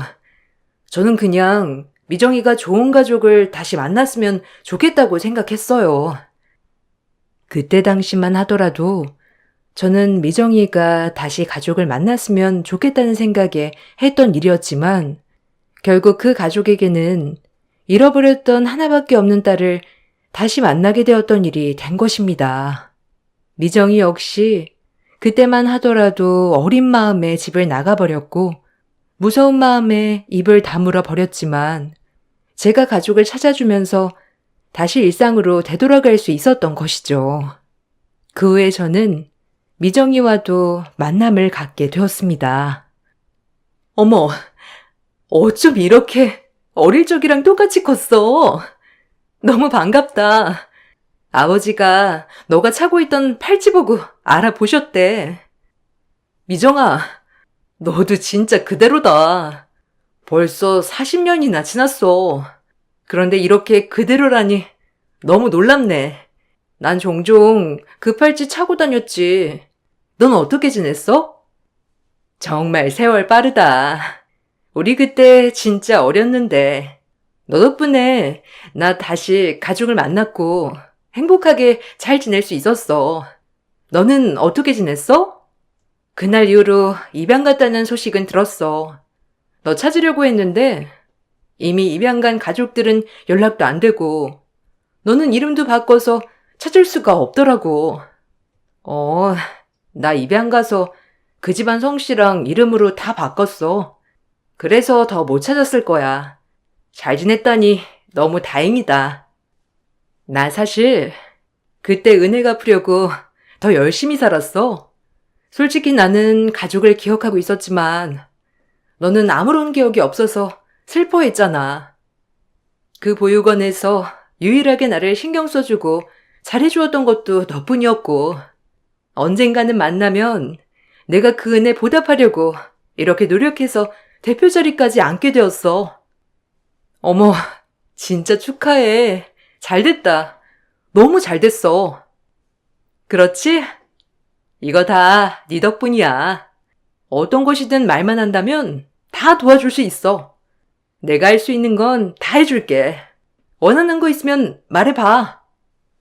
에이, 무슨 원하는 게 있다고 그래. 그냥 그땐 내 친구니까 가족을 찾아준 거지. 지금 생각해보면 정말 대단해. 겨우 7, 8살밖에 되지 않았는데 거기다가 소중하게 모아둔 돈들을 오로지 나를 위해 쓴 거잖아. 그러게 말이야. 아마 마지막으로 했던 선행이 아닐까 싶기도 하고. 그렇게 큰 일을 했는데 내가 그 은혜 갚아줘야지. 뭐든 이야기해봐. 아 참, 그러고 보니까 아빠가 그날 회사에 갔을 때 무슨 일 있었다며? 거기 대표랑 아는 사이야? 아, 사실 거기 대표 우리 아주버님이야. 요구르트 배달하러 갔는데 잠깐 일이 있었어. 아, 아빠 말로는 좀 소란이 있었다고 하던데? 싸운 거야? 싸우기보다는 아무래도 내가 가족인데 요구르트 배달을 간다는 게 좀 신경 쓰였나 보더라고. 미정이는 저의 이야기를 듣고 한참을 생각하다 갑자기 한 가지 제안을 했습니다. 저는 그 제안을 듣고 나서 고민을 하게 되었죠. 그렇지만 미정이는 저에게 꼭 은혜를 갚고 싶다면서 거절하지 말아달라고 이야기를 했습니다. 미정이가 저에게 한 제안은 바로 아주버님이 있던 자리에 대표직을 저에게 넘긴다는 것이었어요. 사실 아주버님은 사업 운영에 있어서 지점 대표이긴 했지만 그 이후 지부장 자리가 있었어요. 지부장 자리에 있었던 사람이 이번에 나이가 들면서 은퇴를 하게 되었고 공석이 된 상황이었죠.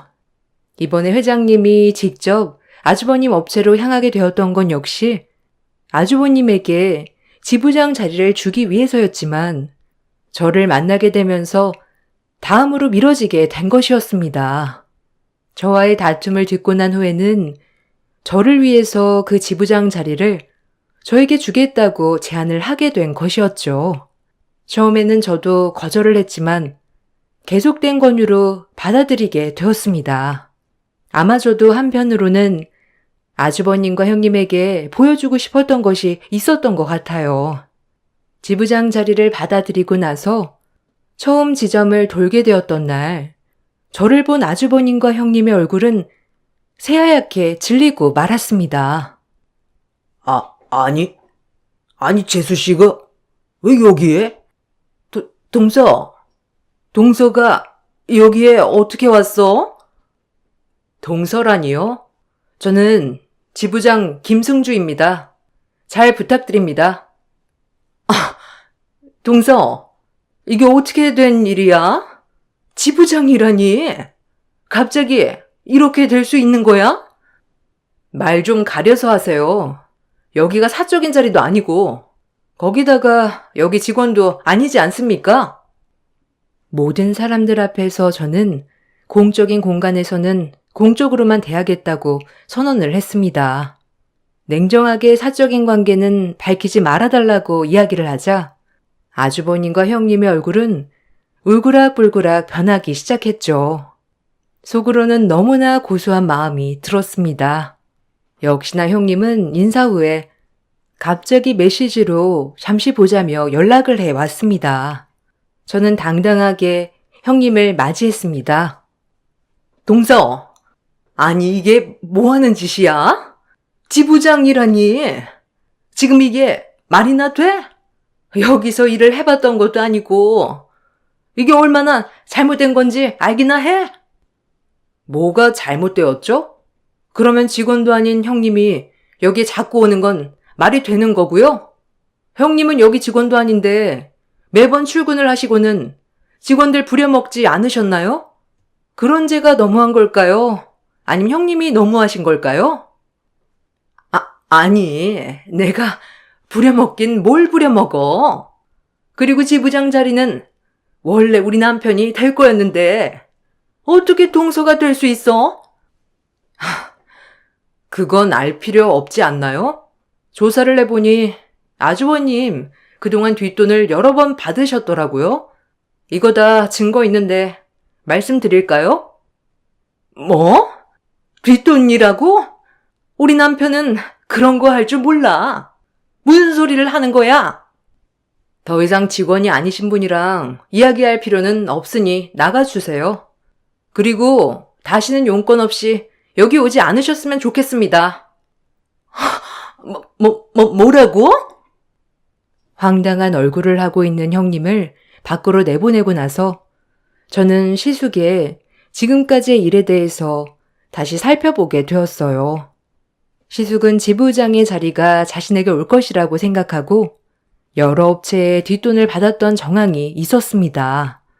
이를 먼저 확인을 하고 보고를 한 후에 시숙에게 이 사실을 이야기했습니다. 재수 씨, 이거 너무한 거 아니에요? 아무리 그래도 가족인데 이런 치부를 좀 덮어줄 수 있는 거 아니냐고? 아주버님, 사건이 커도 너무 크잖아요. 거기다가 아직 지부장이 된 것도 아닌데 업체 측에서 이런 뒷돈을 받았으면 이후에 운영에도 지장을 받을 수밖에 없다는 거 아시지 않나요? 그래서 내가 지부장이 되어야 한다는 거였잖아요. 재수 씨가 지부장이 되면서 모든 일이 다 꼬였다고? 아주버님, 이건 제 탓이 아니고 아주버님이 더럽게 일한 탓 아닌가요? 뭐? 더럽게 일해? 사업 운영 한 번도 안 해본 주제에? 아는 사람 덕 봐서 지부장 되어놓고서는 그딴 말을 짓거려? 네, 어디 한번 두고 보세요. 어떻게 제가 운영하는지. 아주버님과 형님은 제가 낙하산으로 지부장이 되었다는 점에 분노했고 다른 지점에 이 사실을 이야기하면서 제 직위를 끌어내리고자 갖은 노력을 다했습니다. 그렇지만 저는 지부장이 된 이후에 열심히 노력을 했고 신제품 출시에도 적극적으로 노력을 했습니다. 처음에는 좋지 않은 여론들이 많았지만 회사 발전을 위해서 노력을 한 끝에 결국 매출로 이어지게 되었고 그러다 보니 다른 지점의 대표들에게도 인정을 받게 되었습니다. 그동안 밤낮으로 여러 일을 가리지 않고 했던 것이 저에게는 좋은 자양분이 되었던 것이죠. 뻔뻔한 태도를 보였던 아주버님과 형님은 사과를 해 왔습니다. 동서, 내가 미안해. 우리 남편 다시 대표직으로 복귀하면 안 될까? 지금 우리도 사정이 너무 힘들어가지고 취업하기도 쉽지 않아. 글쎄요. 그때 제 밑에서 일하기 싫다고 하신 건 아주버님 아니신가요? 거기다가 형님도 그 얘기에 동조했잖아요.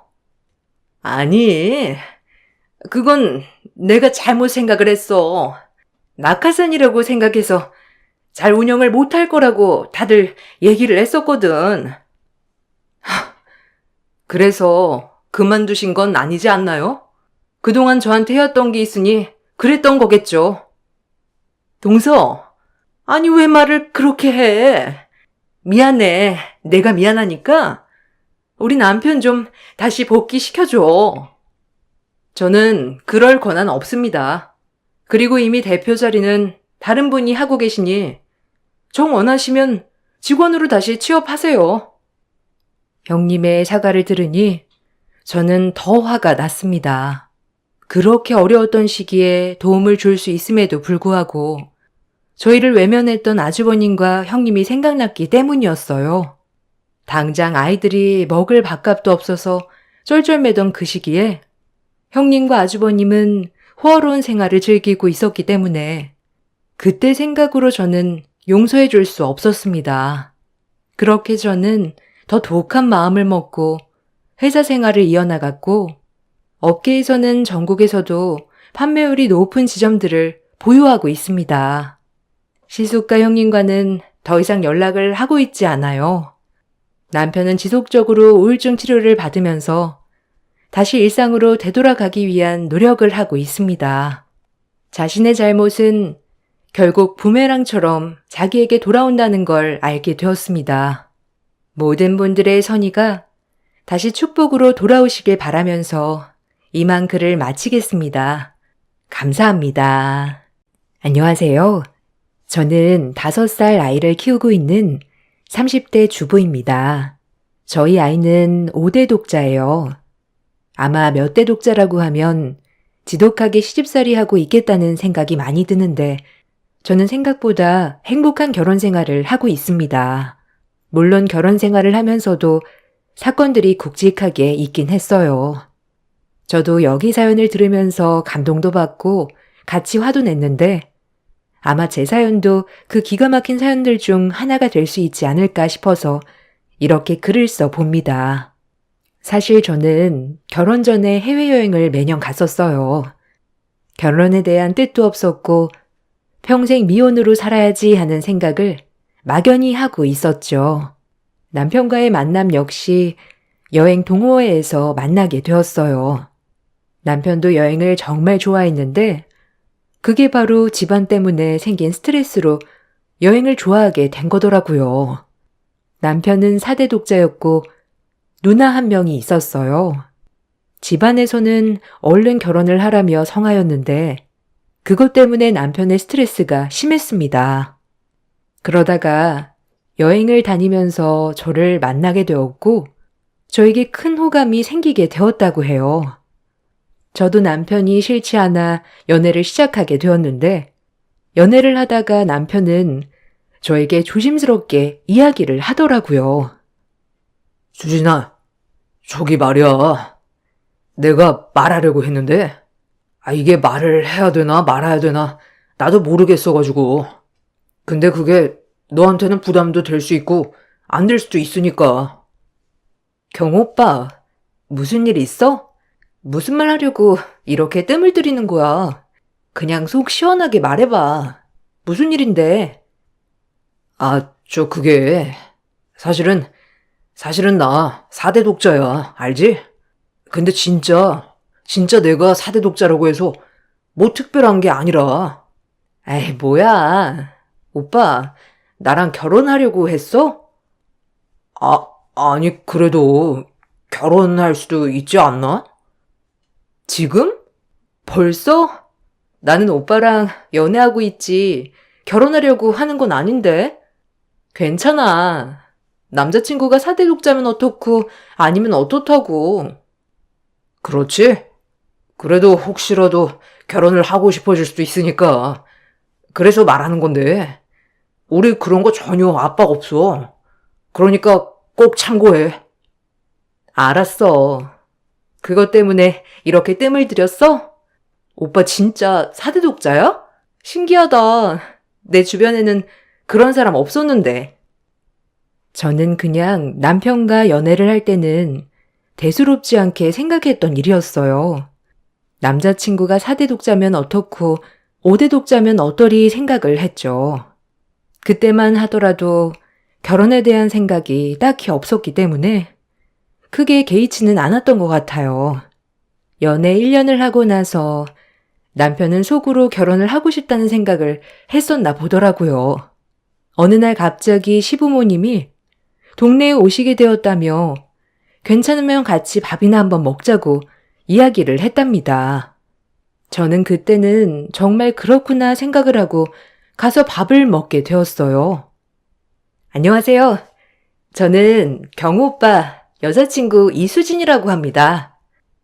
어머, 너무 예쁜 아가씨가 우리 아들 여자친구구나. 반가워요. 나는 경호 엄마예요. 이쪽은 경호 아빠. 반가워요.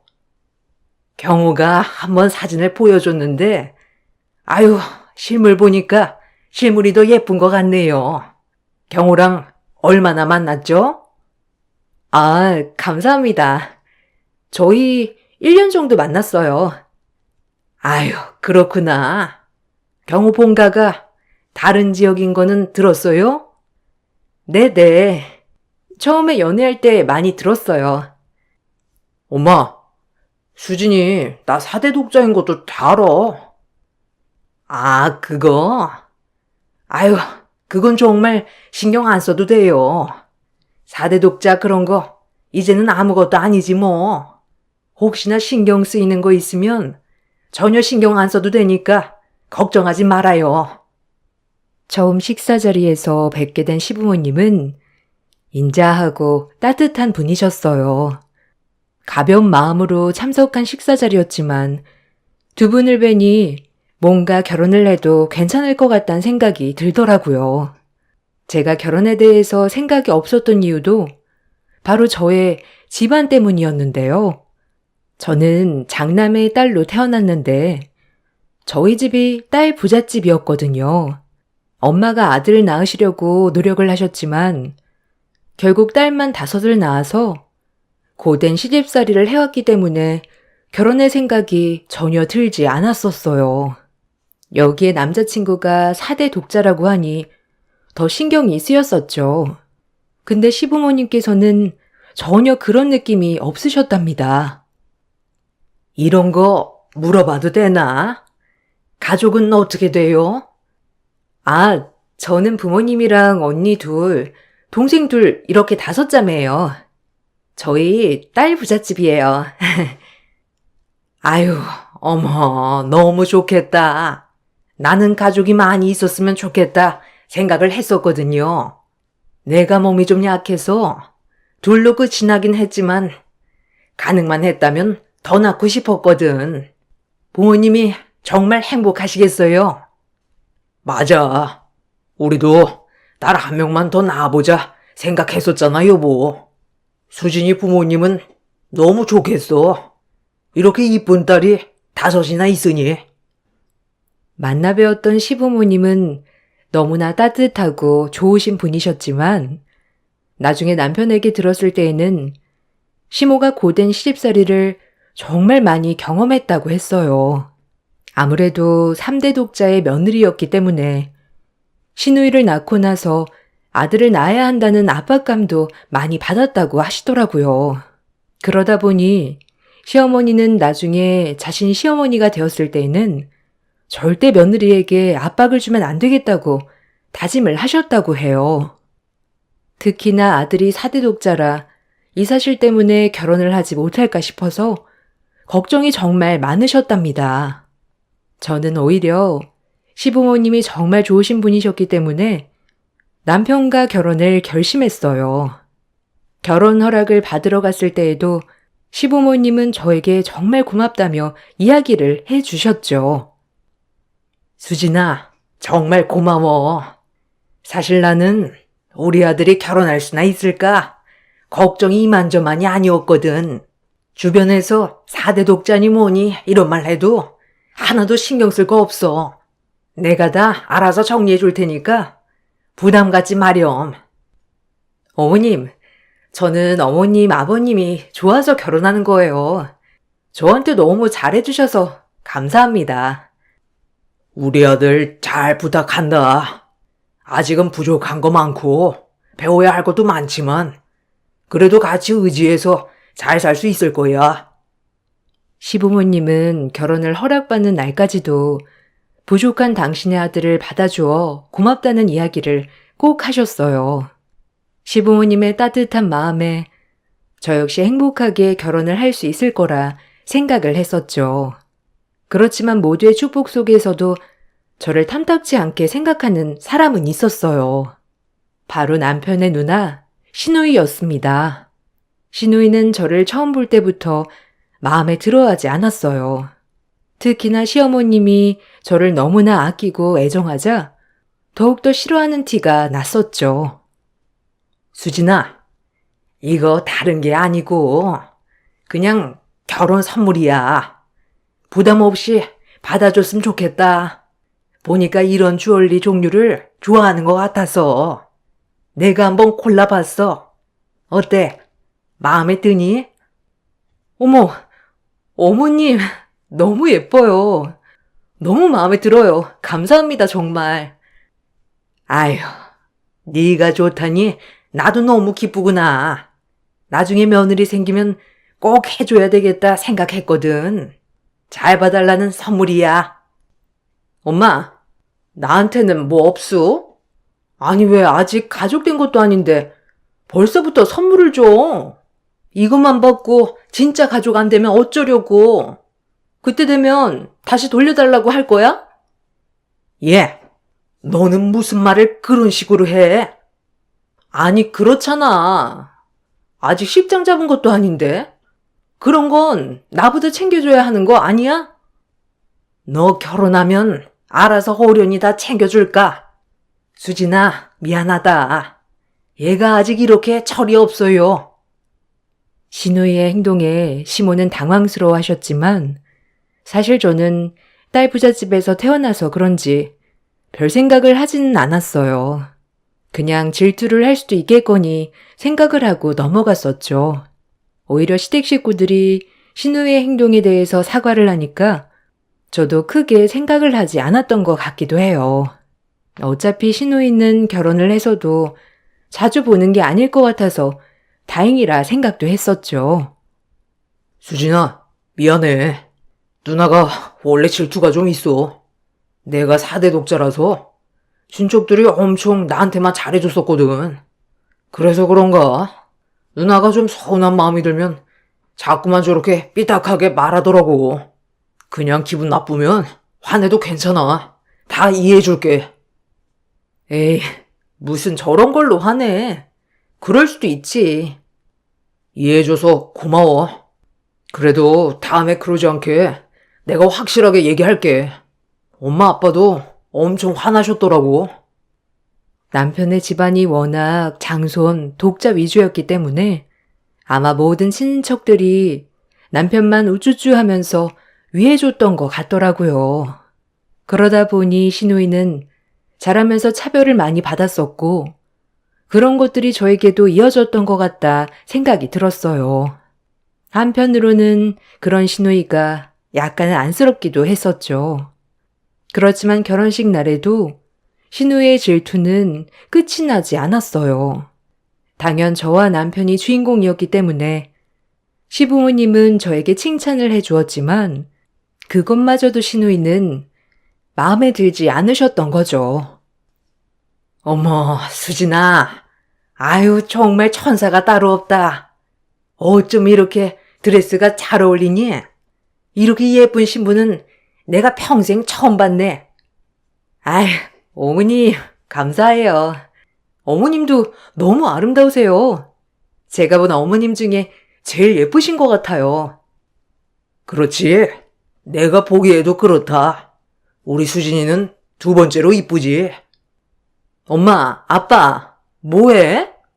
아, 왜 이렇게 주책이야? 이게 뭐가 이뻐? 신부가 그냥 다 이쁜 거지. 올케는 왜 화장을 그렇게 했어? 얼굴이 다 둥둥 떠다니는 것 같아. 예. 아니, 예쁘기만 한데, 너 왜 그래? 자꾸 이렇게 할 거면, 그냥 식만 끝나고 집에 가. 아, 왜 그러는 거야? 결혼식 날에도 신우의 말에 저는 살짝 기분이 나쁘기도 했지만 바로 시부모님과 남편이 화를 내준 덕분에 그대로 넘어가게 되었어요. 신우이는 결혼식 날 혼이 난 것이 화가 났는지 식만 끝나고 바로 집으로 가버렸더라고요. 결혼을 하고 나서도 종종 시댁 행사에 참석을 하게 되면 정말 웃지 못할 일도 많이 있었답니다. 수진아, 아무것도 하지 마. 아무것도 하지 말고 그냥 앉아서 TV 보고 있어.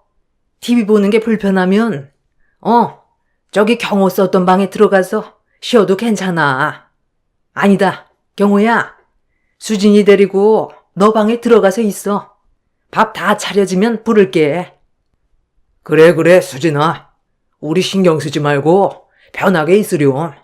원래 밥성은 나랑 엄마가 차리는 거니까 신경 쓰지 말아라. 얼씨구, 엄마, 아빠. 아니, 왜 그러는 거야? 이런 건 며느리가 하는 거야. 올케, 지금 뭐 해? 아무리 엄마랑 아빠가 하지 말라고 해도 와서 싹싹하게 먼저 싹 차려야지. 뭐 하고 있는 거야? 예, 너 왜 그러는 거야? 너 나 도와줘. 너는 어찌 된 게 살면서 한 번 밥상 차리는 걸 안 도와주니? 엄마는 왜 자꾸 나한테만 그래? 며느리가 들어왔는데 내가 형님인데 해야 되는 거야? 형님이고 동생이고 그런 게 어디 있어? 너는 한 번을 도와줬어야 내가 인정이나 해주지. 수진이 오기 전에는 밥상에 숟가락 한 번 올리지도 않았으면서 왜 자꾸 네가 생색이야? 수진이도 있는데 창피하게 이럴래? 시부모님은 저를 어떻게든 가만히 있게 하시려고 노력하셨고, 시누이는 어떻게든 나에게 일을 시키려고 노력을 했죠. 그 사이에서 어떻게 해야 하나 고민을 하기도 했지만, 항상 시누이가 먼저 화를 내고 나가버리면서 상황은 끝이 나곤 했습니다. 그럴 때면 시어머니는 저에게 미안하다며 사과를 하셨어요. 아이고, 수진아. 너무 미안하다. 좋은 날에 분위기가 이렇게 되다니. 내가 참석 안 해도 괜찮다고 했는데 굳이 또 와서 이러네. 괜찮아요, 어머님. 너무 신경 쓰지 마세요. 형님도 갑자기 새 식구 들어오고 그래서 마음이 그러실 수도 있으니 이해해요. 이해해주니 고맙다. 좋아하는 거 많이 했으니까 배부르게 먹고 가렴. 어머님께서는 혹시라도 시누이가 다음에 만나면 또 꼬투리를 잡을까 싶어서 시댁 행사가 있는 날에는 참석하지 말라고도 해보았지만 이상하게 시누이는 기분 나빠하면서도 모든 행사에 참석을 했어요. 남편 또한 결혼 전에는 매번 빠지던 가족 식사 자리를 제가 오고 나서는 꾸준히 참석하는 게 더 괘씸하다며 이야기를 하더라고요. 시부모님과 남편이 저를 대신해서 시누이의 행동을 제재시키고는 있었지만 사실 언제까지 이렇게 하실까 걱정이 되기도 했죠. 그렇게 시누이와의 어색한 관계를 그대로 유지한 채 결혼 1년이 지나고 저는 임신을 하게 되었어요. 임신을 한 후에는 정말 시부모님과 남편이 마치 저를 보물 대하듯이 대해주셨답니다. 그러면서 시누이의 질투는 극에 달하게 되었어요. 수진아, 요즘 몸은 힘들지 않니? 임신하면 자주 졸리고 피곤하고 그럴 텐데 우리 식사 자리도 이제 좀 줄이자. 아니에요. 저 어머니 음식 먹고 싶어서 오는 거예요. 원래 입맛이 정말 없는데 어머니 음식 먹으면 밥 한 그릇 다 먹게 되더라고요. 에휴, 그러니? 내가 잘 먹는 거 챙겨줄게. 이렇게 모이려고 하면 사실 힘들 수도 있잖아. 필요한 반찬 얼마든지 챙겨줄 테니까 말만 해. 나도 임신했을 때 정말 몸도 무겁고 힘들었거든. 아무리 편한 집이라고 해도 이게 몸이 힘드니까 불편하기도 했어. 경호가 정말 많이 도와줘야 되겠다. 네, 엄마. 저도 옆에서 많이 도와주고 있어요. 그래도 사실 임신한 사람이 제일 힘드니까 더 노력해야죠. 그래, 얼마나 힘들겠어. 저 여린 몸에 아이까지 베고 있으니. 아이고, 힘들면 언제든지 이야기하고. 네, 감사해요, 어머님. 지금은 정말 괜찮아요. 이렇게 잔뜩 사랑받으면 힘든하고 좋아요. 참나, 누가 보면 임신 혼자만 하는 줄 알겠네. 네? 아니, 결혼하고 임신하는 건 다 하는 건데. 아니, 왜 이렇게 호들갑인지 모르겠네. 그만해. 엄마도 좀 그만해. 이거 너무 유난이야. 아이 임신했다고 이 정도면 나중에 낳고 나면 아예 목마 태우고 다니겠소? 너 그만하라고 했지? 자꾸 그런 소리 할 거면 식사 자리 참석 안 하는 게 좋겠다. 엄마, 진짜 너무한다. 안 그래도 가려고 했어.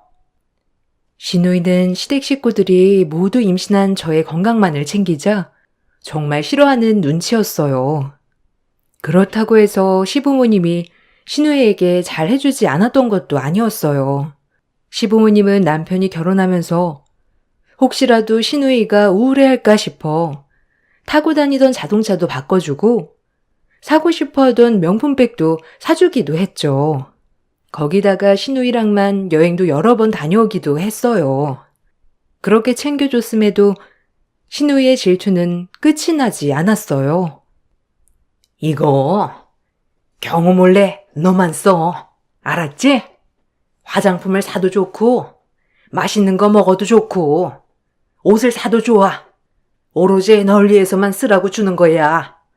경호한테는 100원도 나눠주면 안 된다. 알겠지? 어머님, 너무 감동이에요. 그래도 어머님이 저번에 주신 용돈도 저 하나도 안 썼어요. 그러니 더 주지 않으셔도 돼요. 아니야. 그거 아직 안 썼으면 이것도 같이 가지고 있다가 필요할 때 써. 그러라고 내가 너한테 주는 거니까 나한테 어디 썼다고 말 안 해도 된다. 그냥 너한테 주고 끝이야. 알겠지? 부담 갖지 말고. 엄마, 나도 줘. 나도 몰래 용돈 챙겨주라고. 아니, 왜 옳게만 줘? 나도 사람인데, 나도 챙겨줘야지. 너는 이미 엄마 아빠 카드 잘 쓰고 있잖아. 거기다가 며칠 전에 용돈도 챙겨줬는데 지금 또 주라고? 에이, 엄마, 이걸 내가 몰랐으면 넘어가겠지만, 올케가 받는 걸 받는데, 나도 받아야지. 에휴, 나중에 챙겨줄게. 지금 줘. 왜 나는 안 챙겨주냐고. 경수가, 이건 수진이가 임신해가지고 일도 안 하고 있어서 편하게 쓰라고 주는 거야. 다른 의미로 준 게 아니라 편하게 생활비로 쓰라고 주는 거라고. 임신? 임신 그거 그냥 아무나 다 하는 건데. 아, 왜 이렇게 해주냐고. 솔직히 올케는 이혼하면 남이지만 나는 가족인데. 신우이는 매번 제가 용돈을 받을 때마다 나타나서 시어머님께 자신도 용돈을 달라고 조르기도 했어요. 신우이의 질투는 날이 갈수록 점점 더 심해지기 시작했죠. 이후에 아이가 5대 독자 아들이라는 소식이 전해지고 나서는 시부모님뿐만 아니라 온 친족들의 관심을 받게 되었답니다. 시댁 식구들은 복덩이가 들어왔다면서 너무나 좋아하셨어요. 시모 역시 아들, 딸 상관없다며 항상 이야기를 해오셨지만 아들이라고 하니 엄청 좋아하시더라고요. 뭐 필요한 거 없니? 나중에 출산하고 나면 회복할 때까지는 쉬어야 하니까 필요한 거 말하면 내가 준비를 해볼게. 아니다. 이걸로 필요한 거 다 사렴. 어머님, 너무 많아요. 매번 보실 때마다 용돈 자꾸만 챙겨주셔가지고 그것만으로도 필요한 거 다 살 수 있어요. 이건 그냥 넣어두세요. 그래도 첫 손주인데 좋은 걸로 해주고 싶어서 그래. 아, 그리고 산후조리원은 내가 알아보고 예약을 해뒀어. 저번에 경호한테 물어보니까 좋다고 한 곳이 있더라고. 그래서 예약했으니까 산후조리 걱정하지 말거라. 산후조리원 나오고 나서도 2달 동안은 도우미 이모님이 오실 거야. 어머님, 정말 감사해요. 제가 챙겨야 하는 건데 어머님 덕분에 제가 챙길 게 없네요. 아이고, 내가 출산한 지 너무 오래돼가지고 뭐가 필요한지를 몰라서 준비를 해주고 싶은데 그래도 엄마 취향이 있으니 아이 물품은 알아서 골라보렴. 시어머님은 항상 저를 먼저 생각하시면서 이야기를 해 주셨어요. 그런 덕분에 저도 행복하게 임신 기간을 거치고 출산까지 하게 되었답니다. 출산을 하고 나서 사실 시부모님이 가장 먼저 달려오실 거라 생각을 했는데 며칠이 지나도 찾아오시지 않더라고요. 궁금해서 물어보니 혹시라도 내가 불편할까 신경이 쓰일까봐 나중에 아이까지 잘 크고 나서 100일 정도에 오시겠다며 이야기를 하신 상태셨어요. 덕분에 저는 산후조리원까지 무사히 다녀오게 되었답니다. 아이가 100일이 되어가면서 종종 영상통화도 하고 편하게 오시라 이야기도 했었죠. 어머님, 아버님, 저 이제 집에 왔고 이제는 집으로 오셔서 아기 보셔도 돼요. 저 괜찮아요. 아니다. 우리가 한 번 가면 계속 있고 싶어질 것 같아. 몸은 좀 괜찮니? 어디 아픈 데는 없고? 요즘은 산후 마사지도 많이 받는다고 하던데 10회 정도 예약할까 하는데 어떻게 생각하니? 마사지요? 아유, 어머님, 너무 신경 많이 쓰시는 거 아니세요? 출산하면 온몸이 다 약해지니까 더 조심해야 돼. 마사지 받으면 그래도 좀 괜찮다고 하더라고. 수진이만 괜찮다면 내가 마사지 예약해주고 싶은데 괜찮니? 어머님, 제가 이걸 어떻게 다 보답을 해드려야 할지. 감사해요, 진짜. 신경도 제일 많이 써주시고. 보답은 무슨? 수진이가 우리 집에 온 순간부터 가족이지. 무엇보다 건강한 게 제일이니까 푹 쉬고. 시부모님은 제가 전화를 하기 전까지는 저에게 전화 한 번을 하시진 않으셨어요. 남편에게는 자주 전화를 해서 아이와 저의 안부를 물어보셨지만 혹시라도 저에게 전화하는 것이 불편할까 생각하셨는지 전화도 하지 않으셨답니다. 거기다가 시댁 친인척들에게도 집으로 찾아오지 않도록 신신당부를 하셨다고 하더라고요. 이 사실을 알고 나서 저는 정말 시부모님께 감사했죠. 이런 감사한 마음을 담아 작게 시댁 가족들끼리 모여 100일 파티를 하기로 했답니다. 100일이 되고 시댁 식구들을 초대하자 시부모님과 시누이가 함께 집으로 찾아오셨어요. 어머, 아니 언제 이렇게 음식을 다 준비했어? 음식 준비하지 말라니까. 고생했겠다. 정말 아이도 보느라 바쁜데. 엄마, 이거 내가 거의 다 한 거야. 아유, 그래. 그렇게 해야지. 고생 많았다. 아이가 100일이라니 정말 고생 많았어, 너희. 며느라, 정말 고생했다. 아이가 밤낮 없이 깨어날 텐데 어떻게 이렇게 정성스럽게 준비를 했니? 몸은 좀 괜찮고? 네, 아버님, 어머님. 아버님, 어머님 덕분에 제가 건강하게 잘 회복하고 있어요. 이거 하는데 뭘 얼마나 걸린다고 이 난리야? 옳게, 그렇죠? 이거 다 경호가 했을 텐데. 경호가 고생했네 뭐. 그렇죠. 앉아서 좀 드셔보세요. 이거 간이 왜 이래? 옳게, 이거 간 안 봤어요? 출산하더니 입맛이 영 맛이 갔나 본데? 간이 뭐가 어때서? 내 입맛에는 딱이다, 수진아. 그래, 이 정도면 요리사인데 뭐가 간이 이상하다는 거냐? 시누이는 음식 맛을 탓하기 시작했고 계속해서 툴툴대기 시작했습니다. 그렇지만 시부모님과 남편은 시누이의 이런 태도에 화를 내면서 제지를 시켜주셨죠. 밥을 다 먹고 나서 시어머님은 가방에서 티켓 하나를 건네주면서 이야기를 하셨습니다. 아, 이거 여행 티켓인데 크루즈 여행 티켓이야. 내가 일자는 다 오픈을 해둔 상태이고 전화해서 탑승자 이름이랑 날짜만 정해주면 되거든. 이거 우리 5대 독자 난 기념으로 주는 선물이다. 내가 5대 독자 이런 거 좋아하진 않지만 그래도 우리 수진이 장한이랬으니 상 한번 주고 싶어서. 네? 크루즈 여행이요? 아, 어머님, 너무 과분한 상이에요. 수진아, 결혼 전에는 매 정말 빠짐없이 여행 다니면서 즐기고 다녔잖니. 근데 결혼하고 나니 시간도 안 되고 출산도 해서 아마 여행을 자유롭게 가기는 어려울 수도 있으니까 이번 기회로 다녀오라고 주는 거야. 너무 감사해요. 근데 아직 아이가 어려가지고. 아이 걱정은 하지 마라. 내가 봐줄 수도 있고 아니면 그 기간까지 이모님 붙여서 봐줄 수도 있는 거고. 그건 전혀 걱정하지 말고 경호랑 같이 다녀와.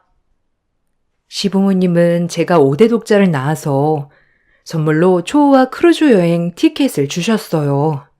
저희는 모두 놀랐고 그 후로 어떻게 해야 할까 고민이 정말 많았었죠. 고민 끝에 날짜를 결정하고 전화를 해보니 이미 예약도 되어 있고 출발을 한 상황이더라고요. 이 사실을 알고 시모는 티켓이 잘못된 거 아니냐며 경찰에 신고를 했어요. 저도 남편도 시부모님도 영문을 모르고 있는 상황에서 며칠 후 경찰에서 연락이 왔습니다. 안녕하세요. 저번에 티켓 도용 신고를 해주셨죠? 예약하신 분이랑 연결을 해봤는데 이분도 양도를 받으신 거더라고요. 박경숙 씨 아시나요? 네, 저희 신우예요. 아, 참. 박경숙 씨가 예약을 하시고 난 후에 바로 양도를 내서 사용을 하셨다고 하시네요. 박경숙 씨가 정황을 아실 것 같은데 혹시 연락이 안 되시나요? 알고 봤더니 티켓 도용을 한 것이 아니라 신우이가 저희 티켓을 가지고 가서 사용을 했던 것이었어요. 너무나 황당해서 시댁 식구들에게 이야기를 하니 시부모님은 당장이라도 뛰어갈 것처럼 화가 잔뜩 나셨답니다. 그리고 신우이에게 연락을 해보았지만 연락이 닿지 않는 상황이었죠. 시댁 식구들이 잠수를 탄 것이라며 이야기를 하면서 며칠이 지나고 난 후에 응급센터에서 전화가 왔습니다. 바로 신우이가 응급실에 실려왔다는 것이었죠. 다들 깜짝 놀라서 응급실로 향하니 그곳에서 신우이를 볼 수 있었습니다. 시부모님은 화를 누른 채 신우이에게 다가가 영문을 물었어요. 경수가, 네가 수진이 크루즈 티켓 사용했니? 엄마. 그게 쓰려고 한 게 아니라. 쓰려고 한 게 아니야? 그럼 뭔데? 네가 여행을 간 것도 아니고 거기다가 너 양도를 해? 그 돈이 필요해서 이렇게 훔친 거야? 엄마, 훔친 게 아니라 그냥 살짝 쓴 거야. 그게 그거지. 정말 왜 이러는 거야? 거기다가 응급실에는 왜 온 거고? 그게 사실은 나 성형하려고 했어. 근데 너무 긴장해서 그런가 갑자기 쇼크가 와가지고. 뭐? 성형? 아니 왜 갑자기 성형이야? 그냥 엄마가 자꾸만 얘만 신경 쓰는데 나는 우울하고 자신도 없고 그래서 하려고 했어. 나 참. 아니 어른이 돼가지고 동생 와이프가 임신을 했다는데 그것도 이해를 못 해주는 거니? 그렇습니다. 신우이는 크루즈 티켓을 본인이 사용한 것이 아니라 다른 사람에게 양도를 해서 얻은 자금을 가지고 성형을 하려고 했던 것이었습니다. 크루즈 여행 일정에 맞춰서 돌아와야 하기 때문에 되도록 빠르게 진행을 하려다 보니 이런 상황이 발생했던 것이죠. 시댁 식구들은 전부 기가 막혀 있습니다. 저 역시도 이 상황이 너무나 기가 막히더라고요. 신우이는 끝까지 뻔뻔했고 시부모님은 그런 신우이의 태도에 대해서 분노하셨어요. 아니, 엄마랑 아빠는 맨날 나는 안 챙기고 남은 쟤만 챙기니까 그렇지. 처음부터 그렇게 안 했으면 이런 일 없었을 거야. 넌 그게 말이 된다고 생각하니? 네가 우울할까봐 차도 바꿔주고 여행도 같이 가고 거기다가 용돈도 수진이 받는 것만큼 같이 받아왔잖아. 근데 어떻게 너만 안 챙겼다고 생각을 하면서 살아? 엄마가 언제나 생각해서 챙겨줬어. 누나 진짜 나이를 어디로 먹은 거야? 정말 내가 수진이 보기 창피해서. 내가 뭘? 내가 틀린 말 한 것도 아닌데 왜 다들 나한테만 그래? 신우이는 끝까지 자신의 억울함을 이야기했습니다. 그렇지만 시부모님과 남편은 이런 신우이의 태도를 전혀 받아주지 않았죠. 올케가 이야기해봐. 엄마가 차별한 거 아니야? 그리고 올케는 왜 다 받아먹기만 해? 엄마가 챙겨줘도 괜찮다고 말할 수 있는 거 아니야? 어떻게 된 게 한 번을 거절하질 않아? 공짜로 주니까 다 챙겨야겠다 생각한 거야? 형님, 말이 너무 지나치세요. 형님도 아시다시피 제가 거절을 안 했던 것도 아니고, 그리고 저는 공짜라고 해서 그냥 다 받았던 거 아니에요. 어머, 얘가 정말 무슨 말을 하는 거야? 수진아, 미안하다. 얘가 많이 정신이 없나 보다. 내 정신이 왜? 나 정신 멀쩡해? 올케, 생각을 해봐. 올케는 딸만 있으니까 모르나? 우리 집은 아들이 있어서 이렇게 차별하는데 며느리랑 딸도 이렇게 차별하다니 정말 어이가 없지 않아? 형님, 어머님 차별하시지 않으셨어요. 이것 봐. 가해자는 자신이 한 행동이 뭐가 잘못되었는지 모른다니까. 차별을 안 당해보니까 모르는 거지. 형님, 그런 거 아니에요. 경숙이 너 계속 그런 이야기 할 거면 앞으로 시댁 행사 절대 참석하지 말아라. 네가 차별을 한다고 하니 내가 정말 할 말이 없구나. 그렇게 네가 외롭고 우울할까 봐 챙겨줬는데도 너는 내 노력을 하나도 봐주지 않으면서 그렇게 차별이라 생각을 했으면 지금까지 엄마한테 받았던 것들 다 정리해라. 그래야 진정한 차별 아니니? 네가 원하는 게 차별이면 그렇게 하자꾸나. 엄마, 그게 아니고. 그게 아니면 뭐야? 우리 집에 새 식구가 들어왔으니 적응하려면 당연히 어렵고 힘드니까 내가 좀 더 신경 쓴 건 맞지. 그렇지만 정말 차별을 했다면 너에게 해준 그것들은 다 뭐니? 엄마는 정말 너무나 실망이다. 신우이는 그동안 저에게 잘해주는 것을 핑계로 어머님과 아버님께 여러 번 자금 지원도 받으셨던 모양이었어요. 그러다가 신우이는 질투에 눈이 멀어 해서는 심한 일까지 해버리고 만 것이었죠. 시어머님은 그날 신우이에게 지금껏 해주었던 것들을 다시 다 되돌려 놓으라고 하셨습니다. 신우이는 시부모님이 이렇게까지 선언하자 더 이상의 괴롭힘을 멈췄어요. 그날 이후로 신우이는 가족 행사에 참석을 하지 않고 있습니다. 처음에는 신우이가 알아서 참석을 안 하는 줄 알았는데 알고 보니 시부모님이 강제로 참석을 하지 않도록 하시는 거더라고요. 여보, 미안해. 내가 정말 당신한테 면목이 없다. 누나가 이렇게까지 할 줄이야. 생각조차 못했네. 그러게. 형님 진짜 깜짝 놀랐어. 그래도 말이라도 해주시지. 그니까 말이야. 아휴, 앞으로 누나는 못 보고 살겠다. 벌써 몇 해가 지났지만 신우이와는 연락을 끊고 살고 있답니다. 아이가 이제는 어느덧 5살이 되었는데요. 그때만 생각하면 정말 헛웃음이 절로 나온답니다. 시부모님은 여전히 저에게 잘 대해주시고 계세요. 아이가 커가고 있음에도 불구하고 시부모님은 여전히 저를 먼저 챙겨주세요.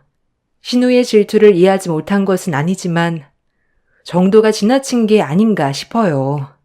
저의 긴 글을 읽어주셔서 감사합니다.